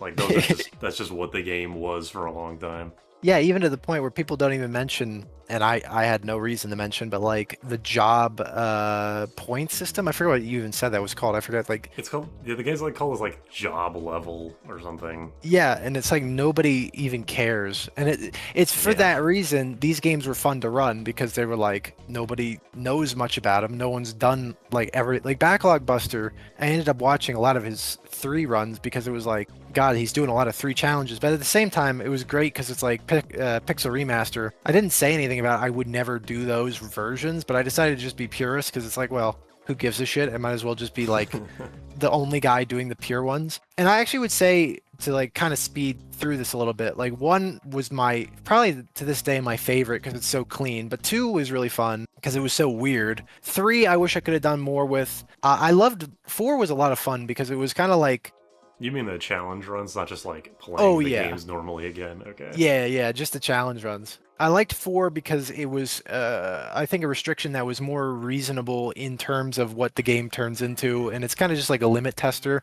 6, I wish there was more to do with it. I keep talking about them like there won't be a 7. You said in your own like stream, you don't want to stream 7 or onwards because they're just really big. And I kind of feel the same way. They're so long. It's like, ugh. Yeah. I don't have anything against. Those are the kinds of games I would probably play on my own time because, like, I only stream like 1, maybe 2 times a week, and while my streams are kind of long, I still think it would take like fucking months. I should not have streamed Tactics A2. I played that game like half off stream to do like grinding, and that file still has like fucking 100 hours in it, and I mean, there was like emulator speed up obviously, but still, that took up so much of the year. That's crazy. I sometimes go look at your like really long ago streams. Like you had like your first stream series was Tales of Destiny. Is that right? The first actual stream I did, like when I started streaming regularly, was it was supposed to be a 24-hour stream of Tales of Graces Remastered on the day it came out, but I got to 12 hours and I wanted to like kill myself, so I just stopped there. I mean, this stream series is insane, though. I mean, 13 parts and just like monumental amount of time. I guess it kind of narrows to 3-hour sessions, but a couple 8s in here, it's like, Jesus Christ. Yeah, I mean, Graces, it's like, you know, games like that are long. I was okay with doing Graces. Okay, ignoring the fact that that was my first stream series and I didn't really know what the fuck I was doing, even today I would be okay with doing that because I love Tales of Graces, one of my favorite games. But with something like Final Fantasy 7, 8, or 9, I either don't know those games or I do, like I know 7 and I know that it's really fucking long and I would probably just be bored like half the time playing it. Right. I already know the story. The story is like the best part about it. Not that it's like the best plot ever. You were kind of talking about Yeah, how people... just because I should thought it's like my moment. You could say it's good. I don't like Seven's world. I just think it's very dour and like, oh, Sephiroth is coming with his fucking meteor, and it's like 80% of the game Cloud's not even in it. It's like, You know, yeah, we'll sidestep this to talk about Seven's story for a second. I was really surprised because I knew Cloud more from Kingdom Hearts, and he's like the brooding, like, oh, I'm too cool for this fucking game kind of character. yeah. Like, you know, what fangirls thought Cloud was in 7. When I actually played 7, I was really surprised that the plot was like as weird as it was, and Cloud was like kind of an asshole. He wasn't like a brooding asshole, he's just kind of a dick, which I liked.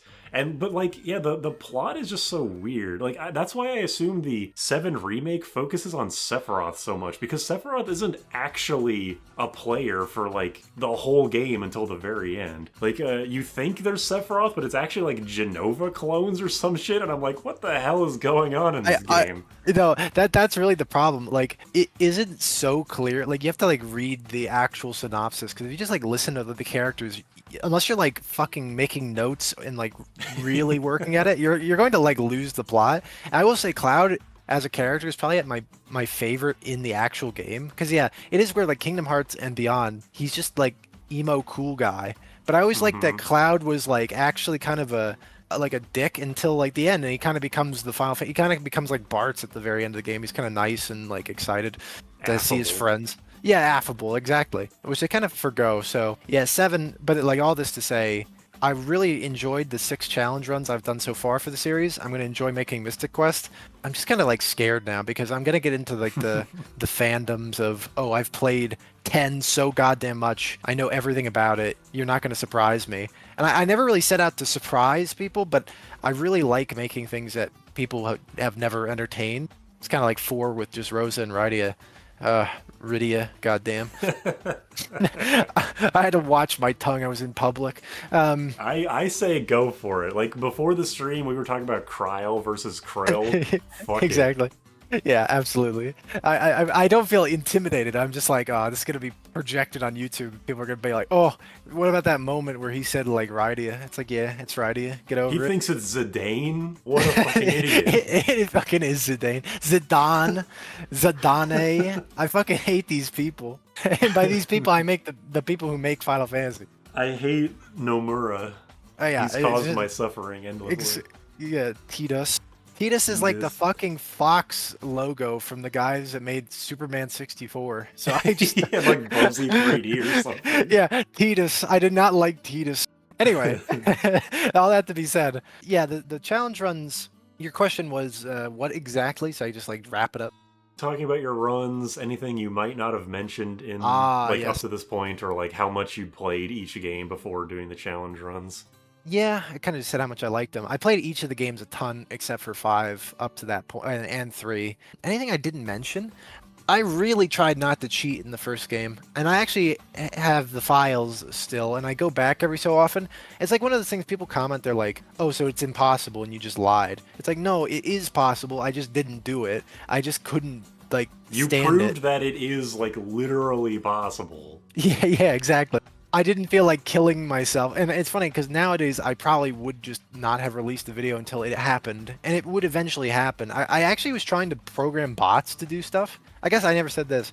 I was entertaining if it would have been as much work or easier if I just made like a bot to farm on like Rydia or sorry on Porum, or if like I could have programmed a bot to fight Astos until he died. Ended up obviously not being something I was capable of, but I kind of wonder if people would be against me automating things. I guess at that point, if I'm going to automate it, why not just cheat? Well, I kind of did this with Mother 1. I like set it up so it just like played itself. I just held Yeah, like you like A. trapped that guy in the corner and then just auto fire aid for like all night. Yeah, if I actually did that, would it be a different video? You know, it's like it would have been the same thing. I would have just been sitting here hitting A.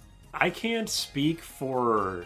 This is definitely on like a channel to channel basis because I, on my only mages only attack video, I did not get any pushback for the using the experience code because I'm not known as like the guy that does bullshit challenges in like the worst way Right. possible. But I can't say like I wouldn't have a problem with it if you just used an experience code in any of these games. But, you know, you have much more of a reputation for your Final Fantasy videos at this point. And I guess the real question is like whatever pushback you would get would be like very insignificant compared to like most of the like the vast majority of the comments you get would be positive, I'm sure. But it's, you know, like the negativity bias. You like one negative comment cancels out like 100 positive ones or whatever. Yeah. So if you did it, and we assume that some people would complain about it, the question to be asked is, would that bother you enough that you regretted doing it that way? Which is kind of impossible to know until you actually do it. I feel like I would really mind. Like, it's kind of weird for me when I talk about like reputation the other day, and it was like kind of like crazy thing that was weird to me. And you posted on it, and I felt like, oh man, I'm like misleading the world here. But like I posted about that ARPG. Oh, the ARPG thing, right? And Yeah. I really am interested in upcoming stuff, and I am like this is like not a very nice guy's thing to say, but like I am a nice guy. I like helping people out, and these guys were like, "Oh yeah, it's coming out soon." I'm like, "Oh yeah, you know, I'll get some eyes on this." And it was funny because I didn't think I did anything in particularly. I wasn't trying to fucking screw anybody. If it was paid, I would have felt way worse. But the fact was, like, this was a big bad communication on their end. On my end, I shouldn't.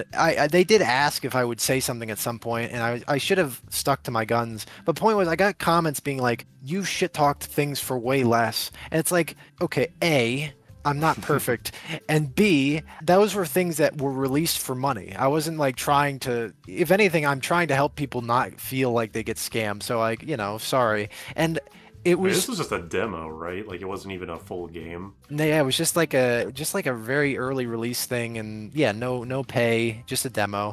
And yeah, it was like really marred with problems. It's something that I wouldn't have. I obviously don't mind that because it is a demo, but I felt dumb saying anything. So with like Final Fantasy challenge runs, if I did something that the audience thought was deceptive or shitheaded, I would feel really bad that there was any opinion about that, because like one part, like what if it generates like a hate storm, which you know, it's so fucking stupid because it's just about challenge runs. If anything, I find Yeah. challenge runs are fun theoretically. I don't think they're like I'm doing them in a way that's like, oh, I'm doing all this horrible shit. I'm torturing myself. I'm really not having a great time, and it's kind of like funny that I have like the stalwart nature about it. But for me, if I was watching something, it's like, oh, is this doable? That's the interesting question. So I don't really care if the guy is like torturing himself. Like I watched a Nocturne run where this guy, and I like him a lot actually. He watches my stuff, so I kind of feel like, oh wow, it's like, you know, I feel in good company. He does ludicrous things, and he ground to like level 250, which is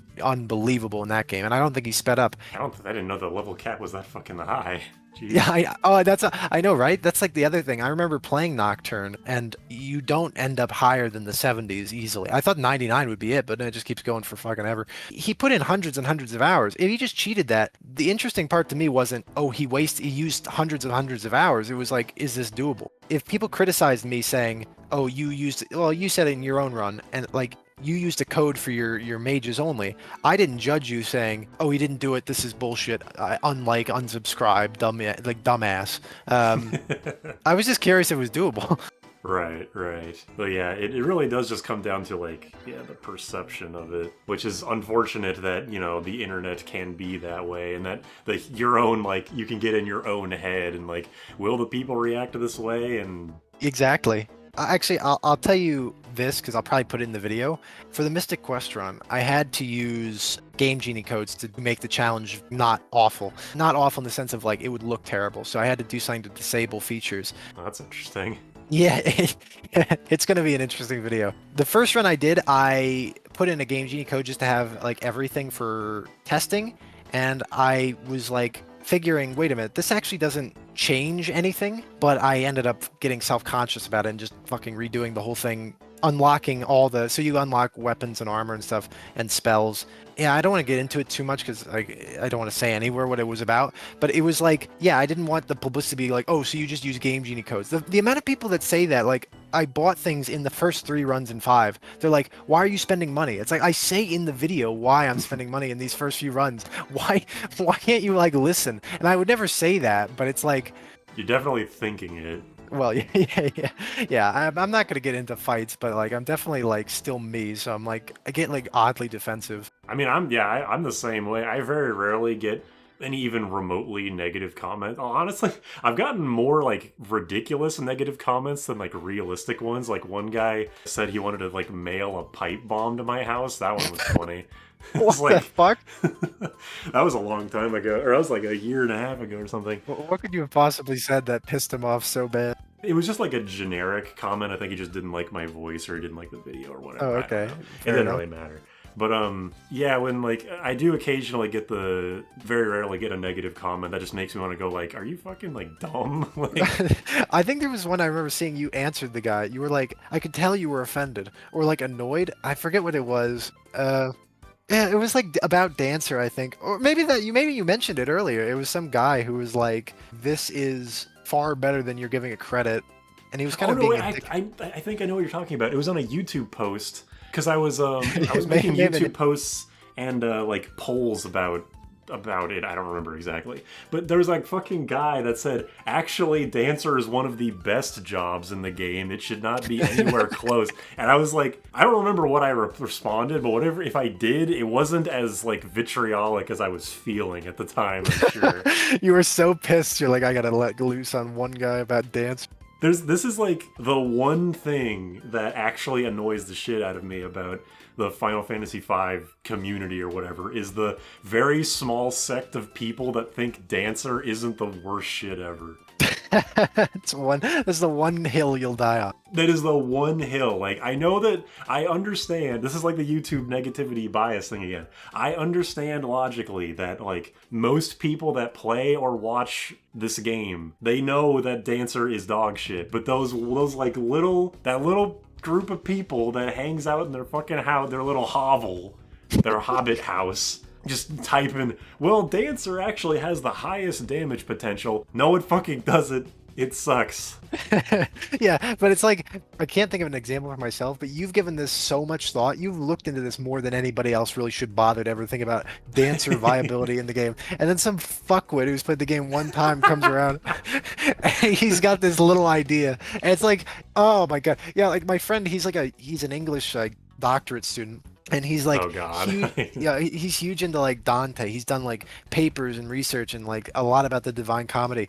And he's been to the guy's fucking grave. And he gets into Whoa. he's like a mega fan. He will just talk my ear off about this, and I like listening. And he will talk to like a first year student who like shit talks Dante or something. And it is like he's more bold than me, but I kind of agree and kind of respect it. It's like it's time to like fucking go to town and like flex on people because they're like just talking shit. They don't know what they're talking about. They're not like he doesn't mind anyone having an opinion, but it's like yeah, if you're gonna come like wide about something you just aren't like yours is much less like much more low key, and it matters probably the equal amount. Like nothing really matters about this, but it is annoying when people get uppity about some random detail.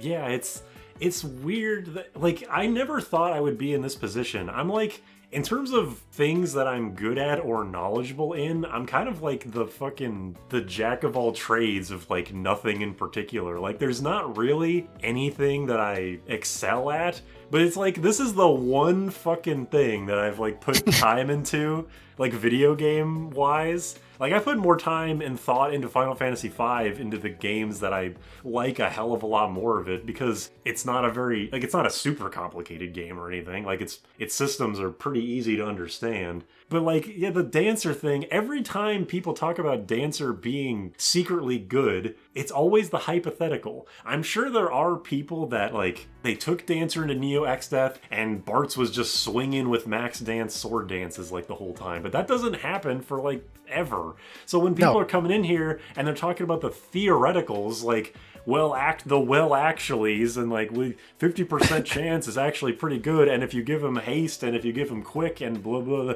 like how about you fucking play a team with 4 dancers and get back to me, okay? Fucking Backlog Buster did that shit and he thinks the dancer is ass too. There you go. That's all you need to know. It is like you start looking for justification. I've done this with like this is so petty, but I've done this with like 2. I like watched the 2 reviews. I'm like, all right, if they say the game's good, I'll keep listening, and they just don't. So I just like move to the next one. Like when I was making the 2 video, I was like, I have to work to something, and I was just like. It is bias, and in your case, I think it's more legitimate experience. It like for me, that's just an opinion, but for you, it's like yes, there is like actual people who have sense and brains and would agree with my assessment, and you almost like want to just make sure you're not fucking crazy. And it is like, yeah, I feel you so much about. I actually been looking for your. I can't find it. You actually make a lot of posts, but I was like hoping I could find this fucking guy. Yeah, I make a lot of bullshit posts. Someone said something about thief dance here. What did I just read? Oh yeah, that's dance is the ultimate learned skill, or is it equip ribbons? Equip Ribbon is the mastery ability.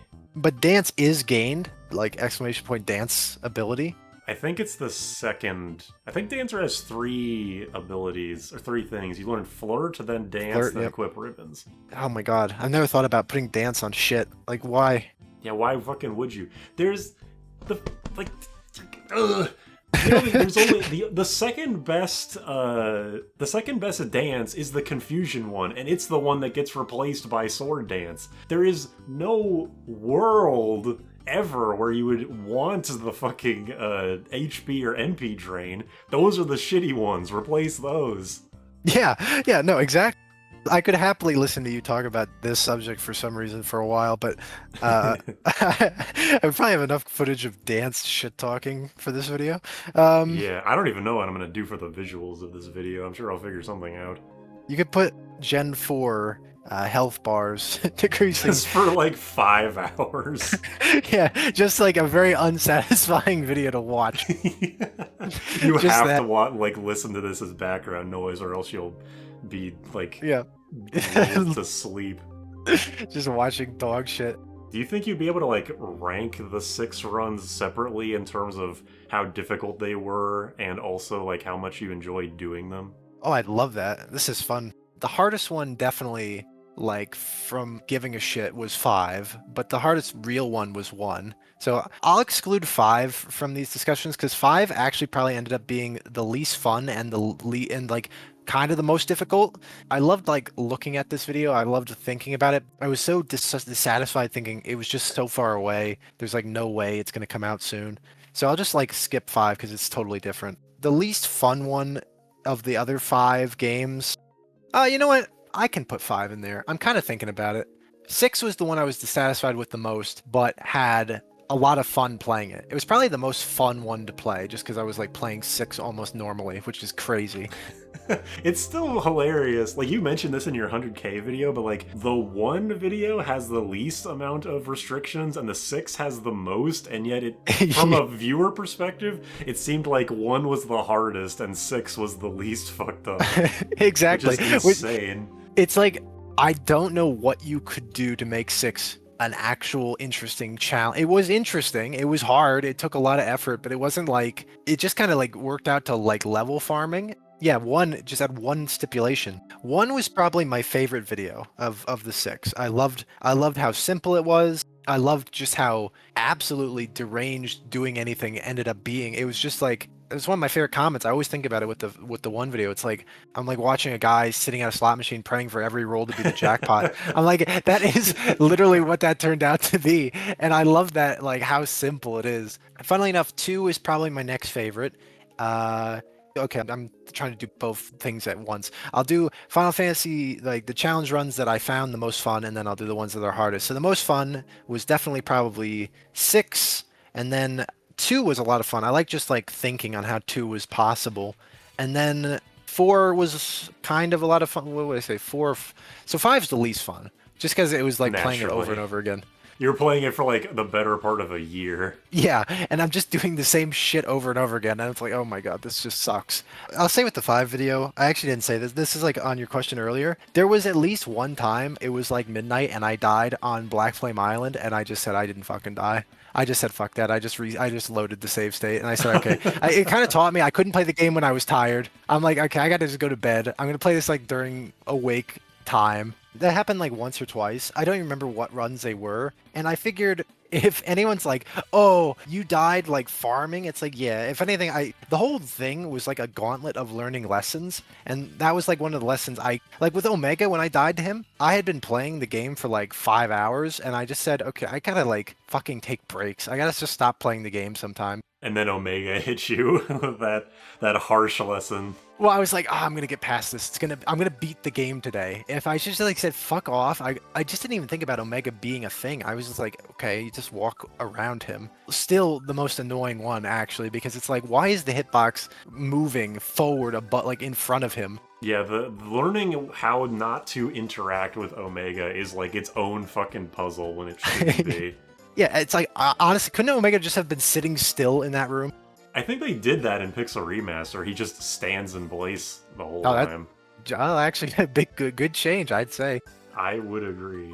It doesn't change much about it, but yeah. So anyway, 5 least fun. The next least fun was probably 3 because it was just like, holy shit, I have to grind all the fucking time. And then honestly, the exploit for the menu was the most tedious thing out of like all the runs. Just having to do it over and over again to upgrade like shit to be keys. Stuff. Yep. Yeah, the potion overflow was just like, oh my god. I actually like to think Nasser put that in the game so he could test things. Oh, that would be interesting. Yeah, it's so weird. It works. It's like a secret code that's pretty easy to do, but like hard enough to do. No one's actually probably gonna figure out. But yeah, otherwise just more great programming. Actually, that is something that I thought that was funny in the 3. When I was rewatching the 3 video, I was thinking like he glosses over the potion farming thing a lot, but I'm sure that takes fucking forever. Oh my god. Shaves hours off of your life or days. You know what's funny? You mentioned that. I even forgot about this. It was probably because I was playing 4 concurrently and I was just doing the Porum shit. So I said like, I'm like, oh, this potion farm is like easy money. It's just like, you know, a few hundred encounters. And then I fucking realized like, yeah, I didn't even really talk about like just sitting in that cave. I probably spent like dozens of hours just in there, and it's like probably in the world, I'm probably wrong about this, but I probably spent more time in there than anybody else has ever done. I wouldn't be surprised, really. I can't imagine why anybody else was. unless they were also stipulating you can't buy because you could literally just go buy 99 potions 10 seconds into the game. But like if you want to farm them off the goblins. Yeah, so 3 was like unfun in a lot of ways, just a lot of grinding, and then I would Also, the say game sucks. thank you very much. That's the kind of commentary I appreciate. Just someone reminding me that 3 sucks ass. Sorry. No, I love that. No, that's fantastic. Yeah, it would probably go 6 was the most chill and enjoyable. 2 and then 1. Yeah, I forgot 1. I was like, what game am I forgetting? 1 was just insane. I was like planning 1 all the time. I almost, it's funny. I don't think I'll do this, but I want to go back and do other versions of all the games I played, because 1 would change so unbelievably. I would just play Origins, which is almost the exact same, except not nice qualities of life, except that the boat fucking game. So I saw you tried this for 5 seconds, and you're like, yeah, I'm not doing this. I hate fucking slide puzzles. I cannot do that shit. No, me neither. But it gives you, based on how fast you do it, rewards and potions and shit. It's like, well, there you go. So all you do is you just do the fucking slider minigame 100 times. You get a bunch of potions, then you can farm and grind and heal, and then the game's done. So it'd be kind of an interesting video just to see if that would make the challenge way more tolerable, but honestly, I can't be bothered doing the fucking slider puzzle. Yeah, even if I'm sure there's websites that solve them for you. There's probably a website that solves the Final Fantasy Origins puzzle Yeah. specifically. But yeah, I can't imagine doing that for a challenge run for hours just for fucking items. No, it's just and 2, it would be fun to do because you can play the pixel remaster where you can actually hold stacks of books. You don't just have the stupid inventory system. Because when you make your video, I was so glad to hear someone say that. What the fuck was the problem with 2's inventory, in the NES? Why did they? What the fuck? I have never seen it more of an obvious example of a complete downgrade in terms of, oh, we had stackable stuff. Why not keep that? I can't even begin to imagine, considering that even, I don't know about Origins, but even Dawn of Souls and the GBA fixed it. I wish I fucking knew. Did Seer do it? I don't know. Was that the designer? It was actually the same in Origins, so it must have been a thing they thought was a limiting factor, but who cares? I feel like there's nothing in 2 that's you can buy elixirs, but they're 50,000 gil each, so if you want to grind a million of them, fine. It's completely irrelevant. You do not need that. Everything in 2 is comically expensive in the original. Yeah, you're not gonna buy 100 fire tomes just to throw them at people. It's it's a pointless idea, but anyway. So that was the difficulty ranking, or that was the fun ranking. Difficulty ranking, the hardest was definitely the first game, just bar none. There's no options. It's just complete bullshit. 5, God, it's kind of funny. 1 is far and away the hardest one because there's just nothing about it that you could actually influence in a tolerable way. But 5 was hard from I didn't want to keep doing it, so that sucked. 2 was hard to imagine it was doable. 3 was pretty easy at the end of the day, unfortunately. I'd probably go 4. Oh Jesus, I'm just my brain is literally. I was picturing you could see my thoughts, and I'm okay, I should probably explain what I'm thinking of right now. Yeah, from 6 was the easiest, unfortunately, and then probably 3, 4, 2, 5, and 1, just because. Yeah, 5's just in there because it was dog shit to play. Every time I was playing 5, I'm if someone was better at this game, they would just not be having as much trouble. I think 5 is another. I kind of mentioned something similar to this. The 5 video is a really good example of how differently we do challenge runs, because your methodology is very much I only look stuff up if I absolutely need it, because I don't want the whole video to just be, well, I went to the wiki and the wiki says that this guy can be killed with this and that and whatever. Absolutely. But when I was doing my original level 1 run of Final Fantasy V, I was just a wiki fucker.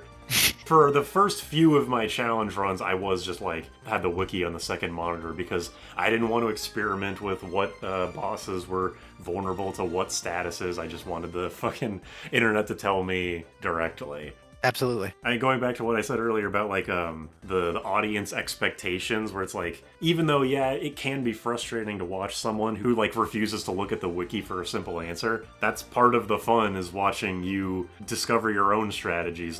When you did Omniscient, when you did the Berserk staff thing, Yeah. Like, I knew he was berserkable, but I've never actually done it. So seeing you actually like go through with it was cool. I mean, obviously we wouldn't have gotten the Tote Avis part if you didn't like if you didn't know everything about the game beforehand. You know, there's all that stuff. But it's like my videos aren't really about that. I focus more on just like, here's the boss, here's how I'm gonna kill him. So I think the way that you did your own 5 run, despite the occasional frustration a viewer might feel, still tells a really good story about how you overcame despite your refusal to just take the easy route. Oh, thank you. That's yeah. No, that's exactly what I was hoping would come across. It was like getting level 5 death. That was great. I'm glad that happened, actually. Yeah. Your reaction still makes me laugh. You're like, oh. I was literally just chilling out here. Yeah, this is just routine. And then suddenly, apparently, this fucker. Yeah, I didn't even realize this until after the video was over, but someone in my Discord Verb, he was like, yeah, it must suck to not be able to know your level, so you can't know if you're going to get level 5 deaths. And I was like, oh yeah, that does make sense. I learned my lesson. I started to be like, okay, I have this much HP. I'll just like deduce what level I am. Because, you know, if anything sucks about 5, kind of, they have like this cool system of like level X magic. You don't have to deal with it very often. I feel like they could have had more stuff like that.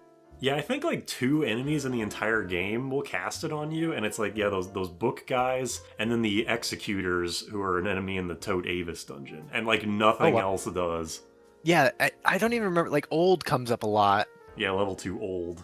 Yeah, that's like the most common one. Also, I wanted to say I liked your YouTube like dumbass AI thing, and they sent me this gem here. I'll post it in the Discord.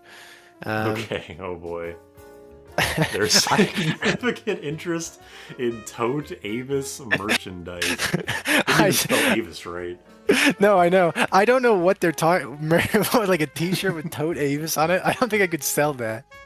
Probably not. I bet that's at least like one YouTube comment. Like, Seer's gonna start selling shirts with "What is Tote Avis?" There's significant interest in it. I should make mugs with Tote Avis on. Like stretched really shittily, like poorly. It still has like the white around it because you poorly cropped it out in Photoshop. Yeah, or something. Exactly. I love that. That would be beautiful. You did that video, and I very rarely go to that tab, and I'm like, what does my fucking tab say? And it's just like I wonder if anyone on the website has made any successful video looking at that fucking tab. Well, I certainly didn't. That video only got like 2,000 fucking views. Oh, I love that video. That's still like I liked making it. I liked recording it. It was just like, you know, record something for an hour. It was fun to make, and a lot of people got a kick out of it. I don't regret making it, but it's funny that like even just making a video making fun of it was like people weren't really interested in it. Yeah, if you just suddenly made a job about... I wonder what YouTube is using to count... They must not be using any kind of algorithm. They're like, oh, if you make a video about Edward in 4 only, it will succeed. It's like, I don't think so. I'm not sure that will do it. Yeah, they recommended like a Final Fantasy 6, like Final Fantasy 6 videos when I've been streaming 6, but that was after I recorded that video. Yeah. So I don't know what it just sees Final Fantasy is like, okay. Yeah, but it doesn't like pick on like it picked on weird games. You'd think it would say like, you know, 16 came out the most recently. It didn't have anything to say about that. It's just like, oh yeah, maybe 6 would do. Yeah, like, I mean, it didn't even, like, I streamed Stranger of Paradise recently. It didn't say anything about that. Oh yeah, that's true. Yeah, that would be more of a game that would be in your audience's vision, I'd say.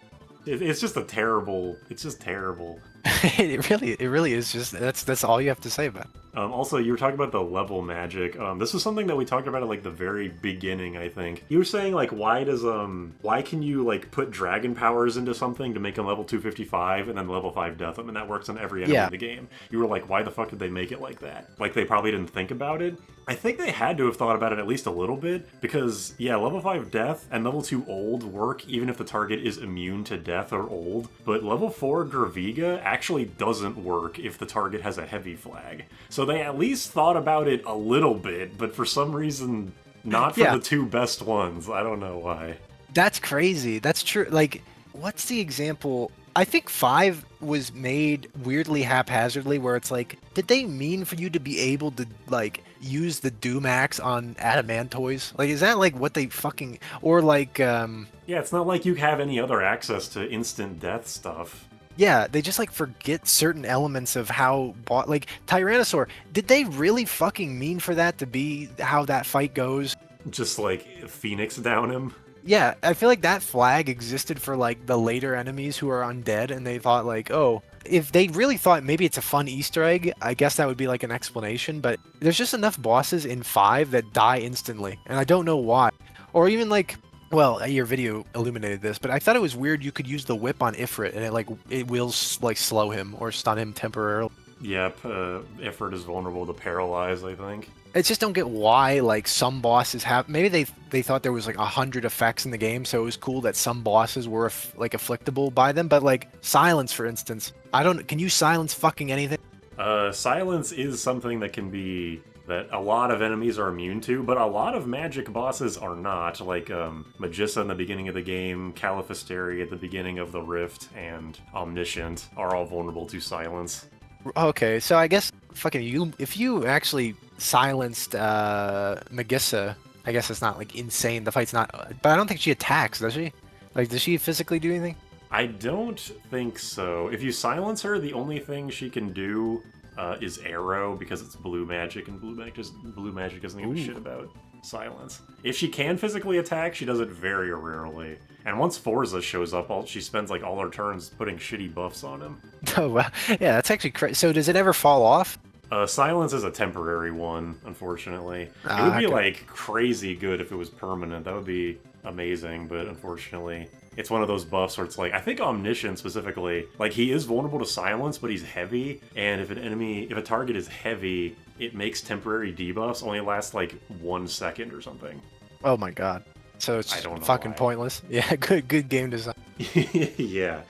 The only, Kotobel Pass, that optional summon in World 2, it's vulnerable to stop, but it's heavy, so it only works for a second. And also he has really high magic evasion, so good luck getting it to fucking work. That's like really, yeah, that's crazy to me. I feel like, see, I couldn't use these things, but like the Mage Masher, like all weapon effects, are they the same as the casted spells chance? Yeah, whenever a weapon has a chance of like using an effect, I'm pretty sure it is just trying to cast the spell directly. Okay. Like the Mage Masher just casts the White Mage's Silence. The Death Axe tries to cast the Black Mage's Doom. The one exception is the Killer Bow that you can buy in World 2. It just has an 8% chance to kill something. I don't know why that's different. It's not casting Break or Death or Banish or whatever. It just kills you. I don't know why. Is that effect, are things all immune to that if they're immune to death, or is it like its own distinct effect? I think it's the same as in regular Death. You got me why they made a bow specifically for not casting the spell. I don't know. It feels like maybe like a leftover of a forgotten, like they were gonna have, it was the original Death or something. But I feel like, what if you got level 255 and then use that bow? Would that work? No, so I'm thinking level 5 Death. There is a difference between level 5 Death and... Yeah. I was like thinking for some reason that was just how... Wait, so what is it called? There's level 5 Death and then Death, or is it called... There is a normal spell called Death. It's one of the level 6 black spells. You buy it in Phantom Village. Okay, that makes sense. So that spell kind of sucks ass, because I'm imagining more things are immune to that than just being level 5 deaths. Obviously, nothing is, except heavy things can be level 5 death. In true JRPG fashion, the spell Death is the worst way to do it. Because you can have the Death Scythe since World 1, you can get the Assassin Dagger, which is the exact same as the Death Scythe, it's just a knife so anybody can use it. You've had like Break Blade with the Spell Blade. I mean, Break has gotten like right into World 2, and that's an instant kill spell. It's its own distinct thing that you have to have a separate immunity to, but it is an instant kill effect. And like, also I think the Death spell only has like 66% accuracy. What the fuck? I might be wrong about that. I'm doing like this huge video on the magic of Final Fantasy V, so I should like remember this, but I remember its accuracy being pretty bad. That was fun though. It was like being in a live recording for one of your videos, just how you delivered that like in true JRPG fashion. I was like actually just a script you wrote. I feel like I could just fit in anywhere. But yeah, that's funny. I had no idea that Death was just dog shit. Yep, it's doesn't matter if it's Final Fantasy or SMT or Nope. fucking Pokemon. The instant kill, just a direct instant kill spell is always pretty bad. There's an instant kill spell in Pokemon? Yeah, there's like Guillotine and Sheer Cold and Oh like god. Fissure. They have like 30% accuracy or something. That seems so troll. I would just make a team that would just use, like, I'd make a competitive Pokemon team with only 100% of those spells and just try to bullshit my way to the victory. Well, you wanna... Here's a reason why the Smogon competitive shit sucks. They ban those. Oh, I don't think official Pokemon does, but the Smogon guys ban like fucking everything. okay, that is lame. I mean, come on, if the guy high rolls you, then fuck it, let him win. That's what I'm saying. I mean, even in Pokemon Gen 1, infamously the most broken, Ice is just Freeze is just an instant kill. Like, Blizzard is already one of the best moves in the whole game, and it has a 10% chance to just instantly kill you. Oh, fucking hell. So, like, it fissures where you draw the line. Oh, so they allow fucking Blizzard with Yeah. its dumb extra chance. Okay. Yeah, I don't know why there's like a distinction. I didn't know they banned things, to be honest. Yeah, if you look at the list of stuff that they ban, it'll just, like, annoy you. They ban, like, accuracy and evasion fuckery. They'll ban, like, some tiers will ban sleep, or, like, confusion moves or some shit. Oh, yeah, look at this. Goddamn. Clauses and ban lists. Yeah, fuck you. Yeah, sleep clause, where it's, like, only one Pokemon can be asleep at a time. And what if you just break the rule? You just lose instantly? Pokemon Showdown has, like, built-in stuff, like, if you try to put a Pokemon to sleep, the game will directly tell you you can't do that because of sleep clause. Oh, I see. They have their own weird... Well, I don't want to get into the whole thing about competitive Pokemon, but... No, it's alright. I remember, I think there's one... I haven't been in the Pokemon game for a long time, but I did trainer battles versus my friends in Gen 4 when we were teenagers, and one of my friends had an Articuno. It had Lock On, which is a move where, like, the next move you use is guaranteed to hit. Lock On Sheer Cold. That was just his strategy. I love that. It wasn't even good. It was just, like, annoying to get hit by. Like, okay, yeah, sure, whatever. Yeah, yeah. No, I almost have more fun thinking about stupid cheese moron strats that like would never work than just actually playing like the meta. But anyway, getting back to fucking Final Fantasy. Because, yeah, you ranked all your stuff. I was gonna, like... I wonder how... If I were to, like, rank them in terms of enjoyment of watching them, I'd love to hear this, yeah. Well, okay, so obviously to start off with, I liked watching all of them. Like, Thank you. I don't think that's any... I appreciate it. I want to, I think, yeah, 1 and 2, I think were definitely the most fun to watch because, I guess the kind of story that you were telling was, like, the most engaging in a way, like Final Fantasy 2, the Red Soul shit, where it's like you went on this whole like around the fucking world to literally find like anything that can work. Like you went to Mysidia to buy Holy, you had to grind a bunch of money, or even just like the beginning of the game, like how the fuck do you get money when you can only throw books? Oh, go find a group of 2 bombs. And then there was the Red Soul thing, and it's like you literally just had to give in and like just look up glitches, and there was like the one glitch that solves your problem exactly. I know, how lucky was that? That's probably why I thought the video was so fun, because it's like, what's the fucking odds that happened and it actually worked? Yeah, there's a comment in that video that said, like, sometimes it feels like game devs, like, make the game and then, like, they time travel back in time because they, like, know somebody's trying to do a challenge run of their game. And it's like, what if I put in this extremely obscure bug that helps this exact scenario? That's kind of what it felt like. No, I read that. I appreciated the idea because it is so true. Like, there's just some weird little happenstance. That's why sometimes these videos kind of come to a head, and I'm like, ooh, something cool happened with them. And that was one of those instances where it was very satisfying. Yeah, that happened. Or there was that in the 2 video where it's like there was a series of puzzles to overcome. And then the one video was similar where it was like you literally couldn't get past like the first screen without giving yourself a concession of knives because like you were saying earlier, like you don't want to have comments that are like, well, you didn't really do it, but it's like you demonstrated, you even say in the video like you tried like for fucking hours, like so many like hundreds of retries. Yeah. Like it's just not doable by a human, so you got to give some concession. And even then it was only half a concession because you didn't use the leather armor or whatever it was. Right. there was that, and then yeah, you trying to beat like the fucking part against Astos. We were like, we can definitely do this, and then it cuts to the hundreds of fucking Astos attempts. Which I will admit, I pretty much just stole that joke directly for my my zero or no exp, no ABP run, where I was like, yeah, I can steal the Aegis shield from Halicarnassus. Oh yeah, yeah, yeah. I just stole that joke just exactly, basically. God, I didn't even notice because, like, yeah, that is actually very similar, like cadence, delivery, and like execution. But I loved the fact that it's funny with that. I got so lucky with my stealing of that shield in my 5 run. It like happened on like the 3rd attempt, and for you, I don't know. You were playing Pixel Remaster, right? Maybe they actually made it like fucking impossible. I even said this in that video, like, I hate not knowing what Pixel Remaster is like because it's not the same game. It's literally built different. Right. But I'm glad that you didn't have to suffer through that at least. No, of course.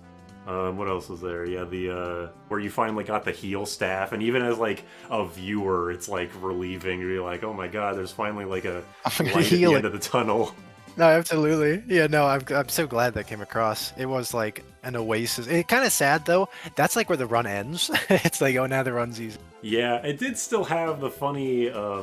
You did still have the funny moment where it was like, oh, you're just grinding on the ocean, and then the wyvern, Yeah. whatever poisons, and then you're like, what the fuck? Why? Yeah. Why is every enemy in this game poison? I get comments to this day being like, why do you not know that the Hydra or the Wyvern is a famous mythological creature that poisons? It's like, what the fuck? I should know all mythology. I have no fucking. It's a big dragon. I didn't feel like it's some. I feel like Nasir didn't know that. He just did that. He just accidentally set poison 1 instead of poison 0 or whatever. Yeah, it's this random enemy that's on like it's a peninsula. It's a dragon. And he's like, oh yeah, I accidentally made it poison. He got lucky that it is actually a famously poisoning creature. I 100% believe that. But after 1 and 2, it's kind of hard to rank.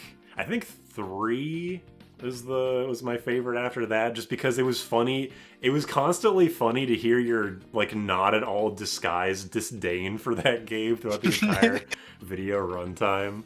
I think 3 was actually just fun to write more than play. I just enjoyed kind of being there. And then yeah, you had the as we mentioned, you had the whole potion item. What the fuck is the bug actually called?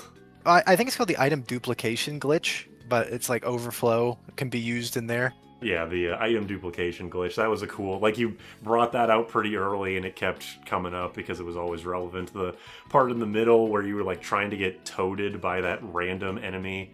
That was fuck. Yeah, and then also you were trying to get like a rare drop from some enemy in that waterway, and you did it for like 10 hours or something, and it just never dropped. That shit drives me fucking crazy. I have no idea. The wiki says they dropped the mallet, but I don't fucking think they do. So I have no idea why it says that, unless there's some weird programming where it will drop a mallet if you kill it with magic or something. It won't drop it otherwise. It must be some kind of weird thing I couldn't have done. Only drops a mallet if you kill it with like a white mage basic attack or some shit. yeah, exactly. Or like your third party member has to deal the final blow, and I never had a third member, so it's like, yeah, it just never happened. But yeah, complete waste of time. In my head I was like, okay, if this doesn't happen, it'll make a better video, and if it does happen, it should, and then I'll be happy. And I also just didn't want to go back to the fucking cave again, but yeah, as time told, I ended up going back to the cave. I think, yeah, all of that. And then there was a part where you just kind of steamrolled with Onion Knight, and then you get flattened by the yellow dragon, which is hilarious. Oh, yeah, no. That was such a surprise. I played the DS version of 3 most recently, comparatively to that run, and Cerberus is nuts. Cerberus is the hardest boss of those 4 by far. Is that what the yellow dragon was replaced by? No, Cerberus is there. It's just they changed it so he attacked 3 times, whereas in the NES version he just attacked once. I don't even remember the Twin Dragon being hard, and then he hits you for fucking 7,000. It's like, okay, I guess, whatever. I think, yeah, Yellow, I said this in my own video, but like Yellow Dragon and the Cloud of Darkness are like double-handedly responsible for fucking up the reputation of the Crystal Tower for everyone forever. Yeah, it is like, well, that's the other thing. I'm like, oh, the Cloud of Darkness is going to be so hard. And then it's like, I didn't know Flare Wave actually scaled based on some kind of stat. So it was dealing like 1,000 damage to my 10,000 health. It's like, okay. Yeah. I guess the game's fucking easy and stupid. Yeah, even Backlog Buster playing Pixel Remaster, like when he got to Cloud of Darkness with some of his jobs that he had to grind for a particularly long time, he would get up there and do like 800. It's like, okay, Yep. well, 800 damage, that's manageable. Yeah, it's not as bad as like most people's run.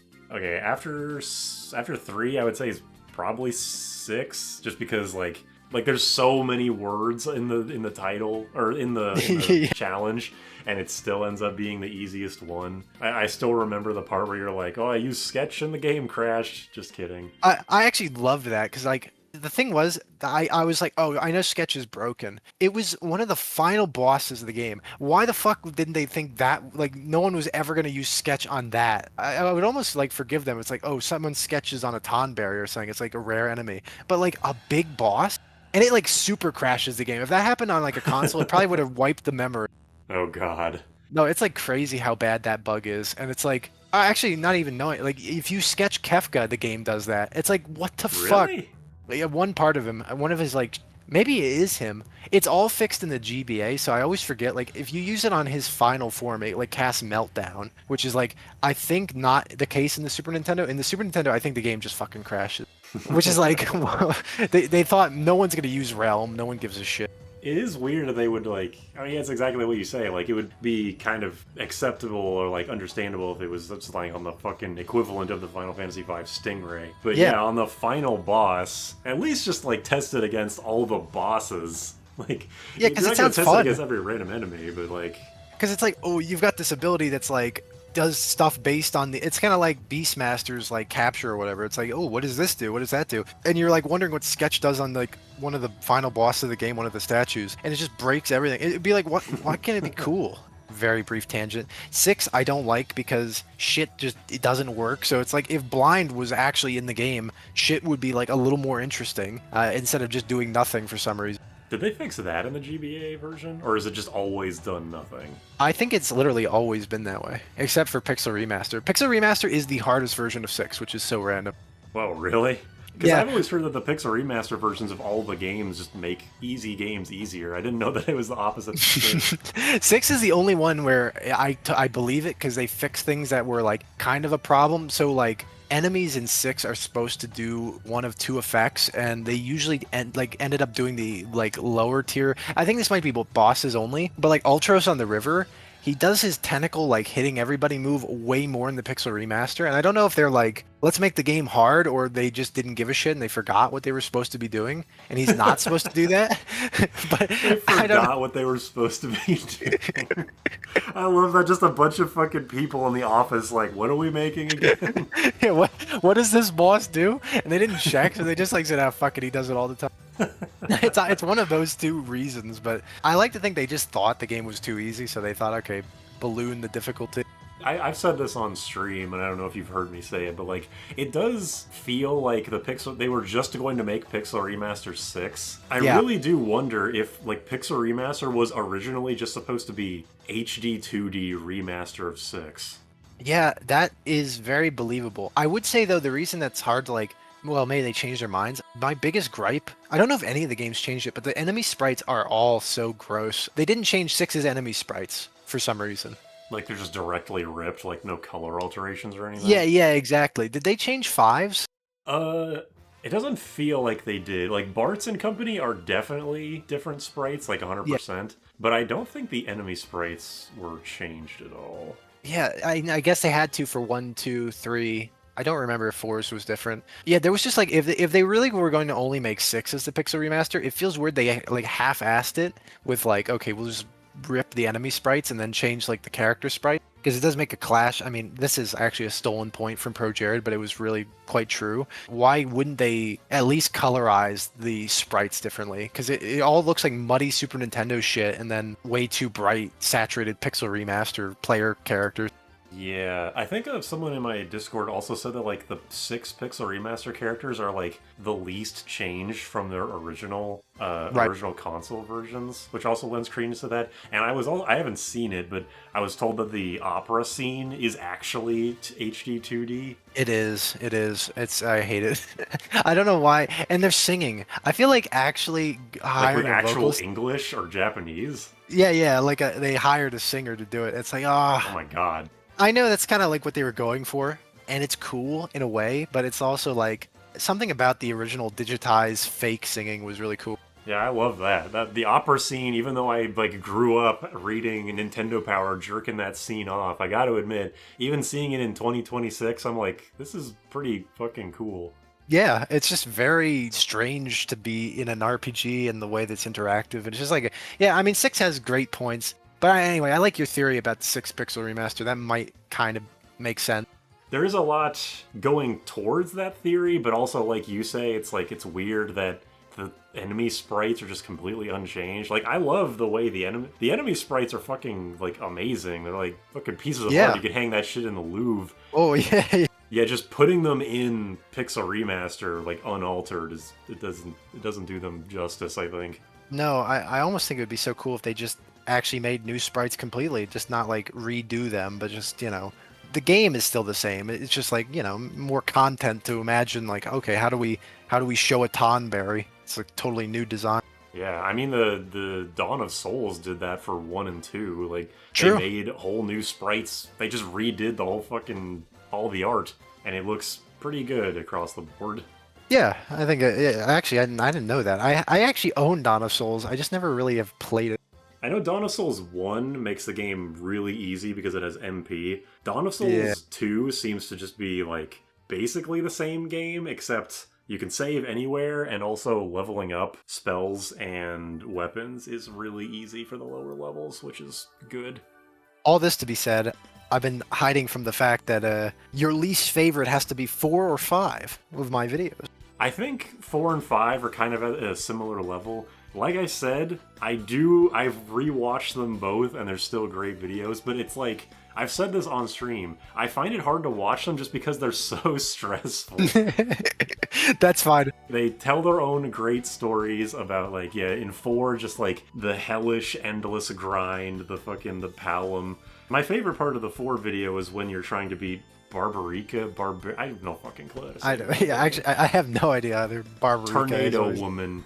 Yep. Babel. And you were like cutting back and forth between the magic run and no magic run, and then you eventually were like, okay, well, there's a reflect item, and then like you had to keep going back to the Edward Castle because there's like one chest. Exactly. I know. Another lucky. That's like one of those moments, like with the red soul bug. I'm like, oh my god, there's actually a fucking secret, dumbass fucking way to get this item. Even though I've watched the video recently, I can't remember. Did you have to like replay the game to do that chest, or did you just luckily leave it unfought? Fortunately, it's actually like you don't need to go do that ever, and I just had left it because I just fucking. It was actually Damasian Castle, or no. So Edward's place is Damsian. I don't don't ask me. It's something like that. Stupidly either way. Dam Cyan is like his fucking town.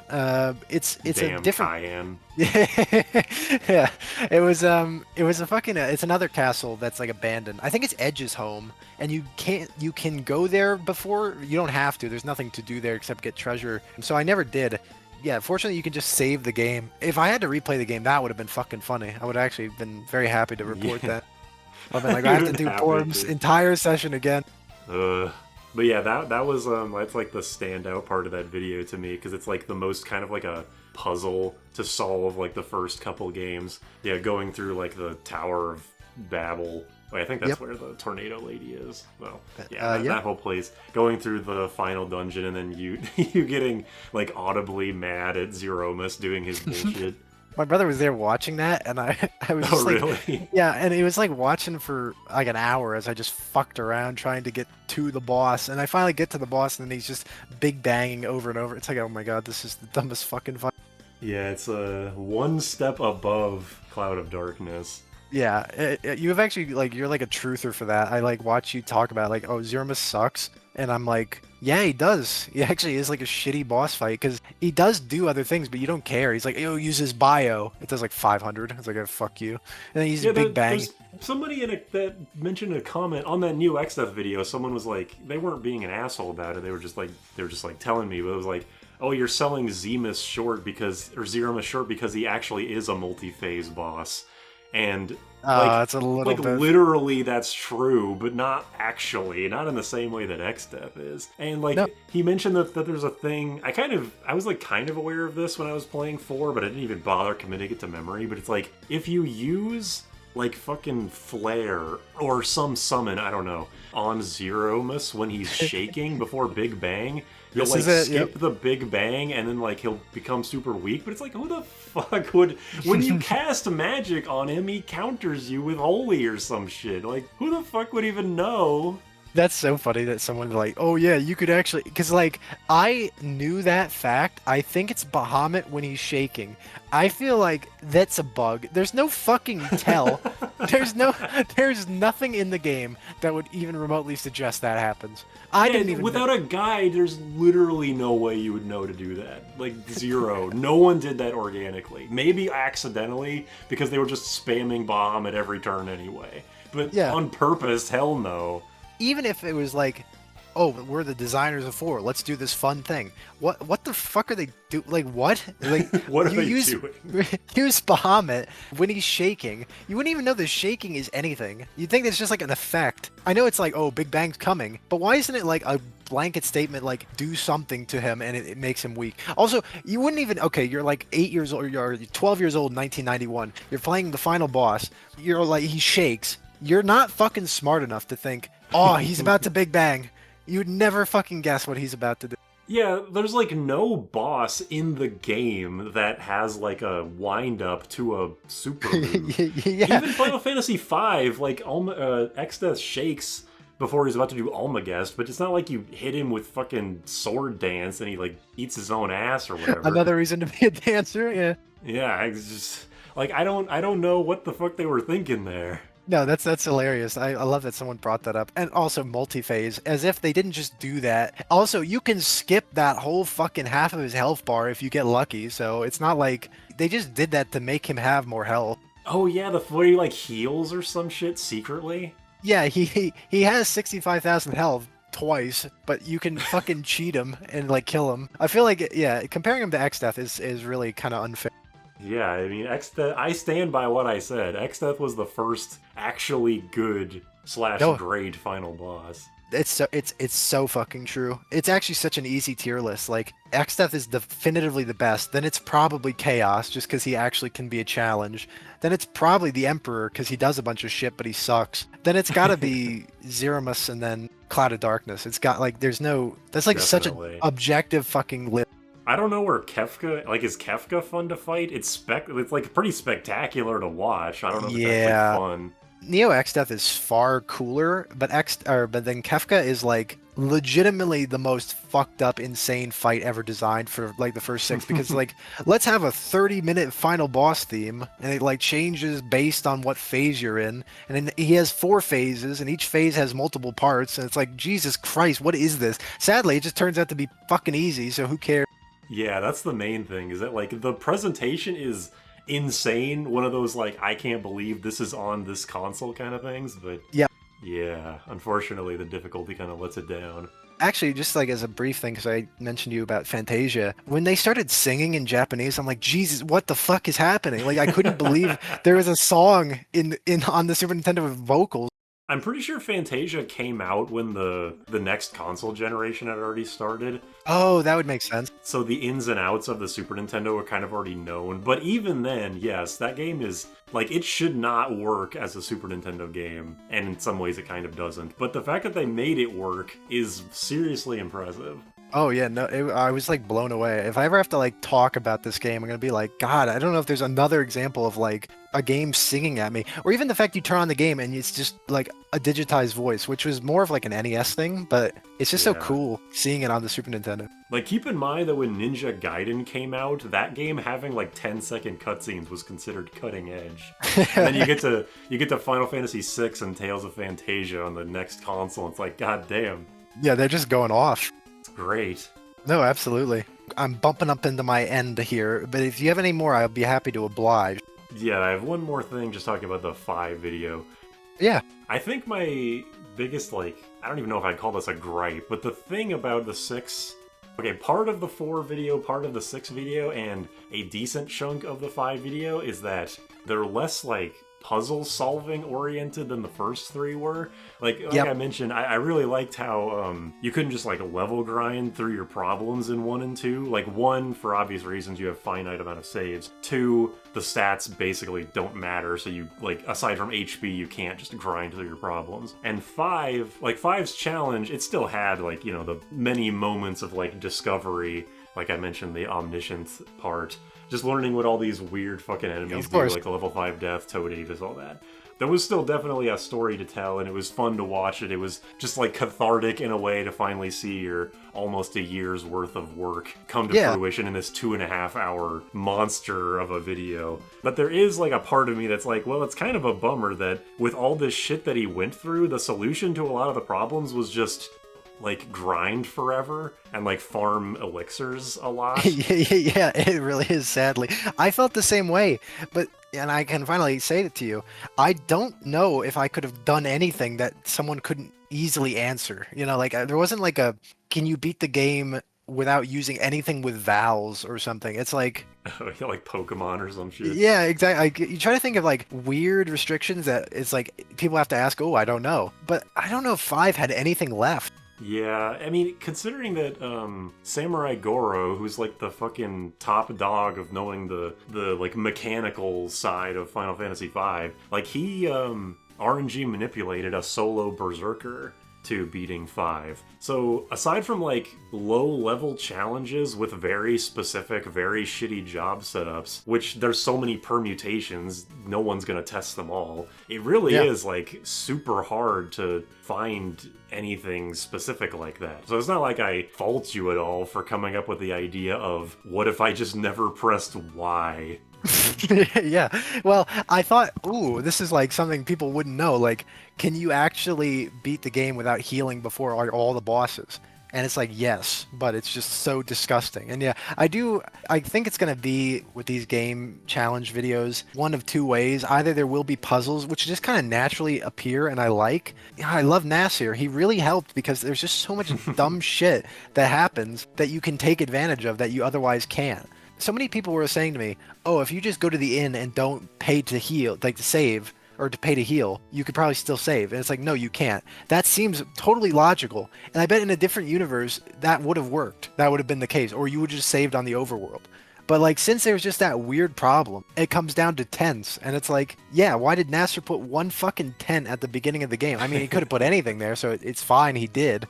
It made sense. But yeah, just like, it's gonna coincidentally turn into those fun puzzles, and I really love those things too. It's like, I don't know if you watch fucking RuneScape or you know anything about RuneScape, but like, there's this guy who just does like, you know, actually at this point, everybody does weird challenges like restricting themselves to places. And it's fun watching like micro knowledge come into play all the time, but then I feel compelled. I have to make videos faster than that. You know, I can't like go data break games to figure out like weird exploits.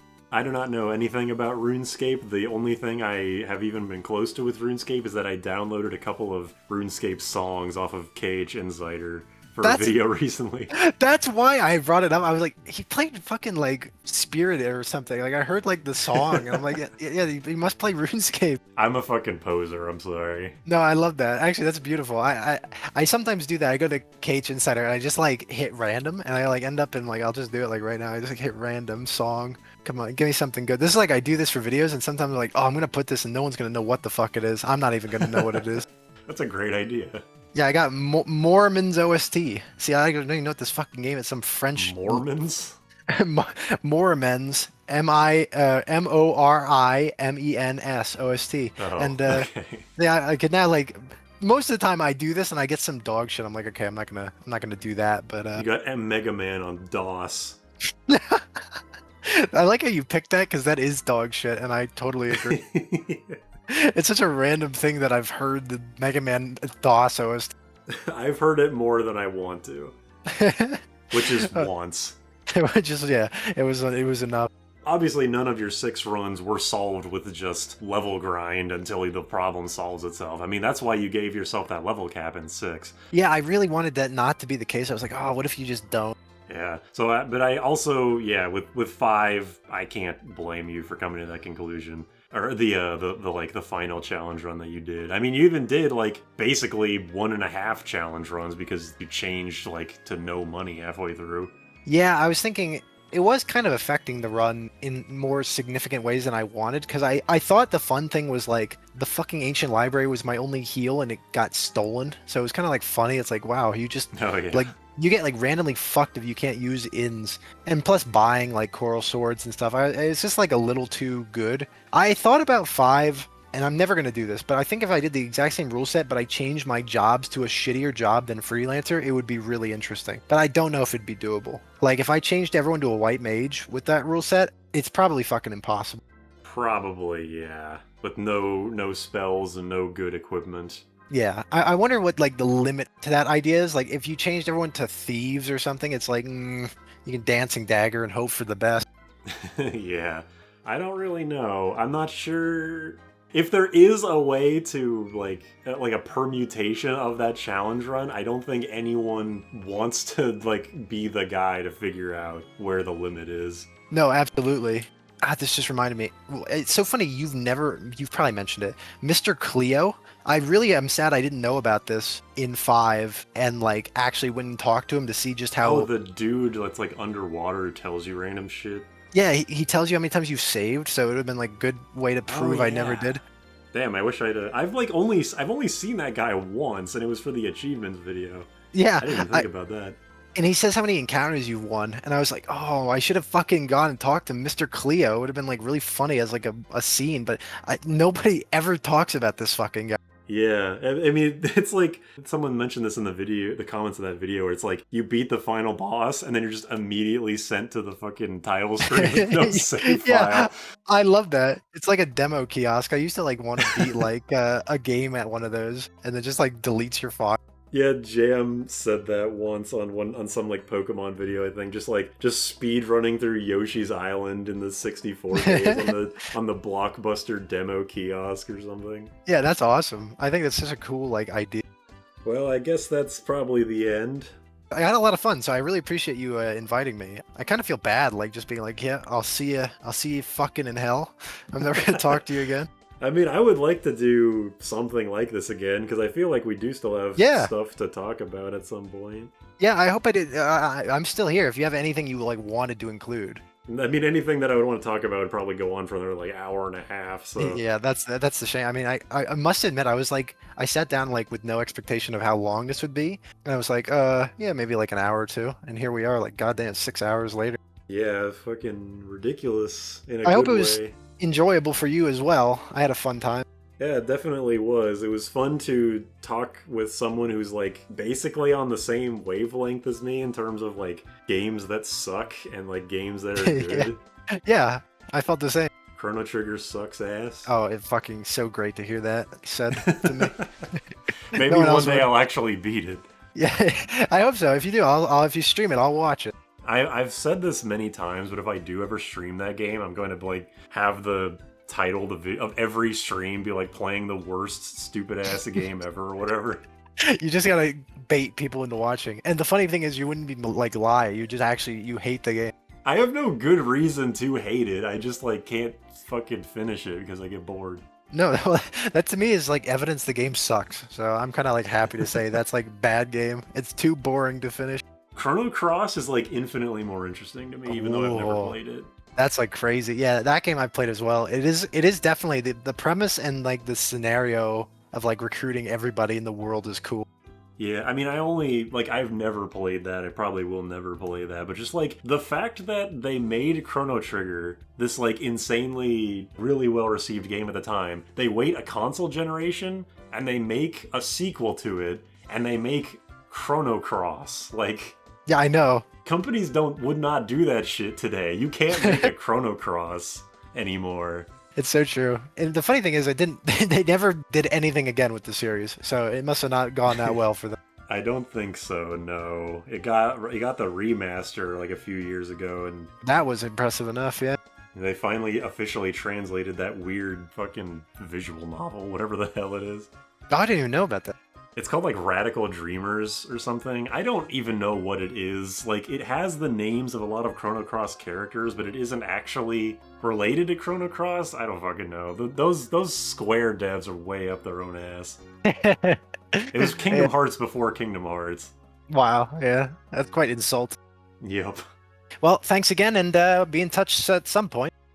Yeah.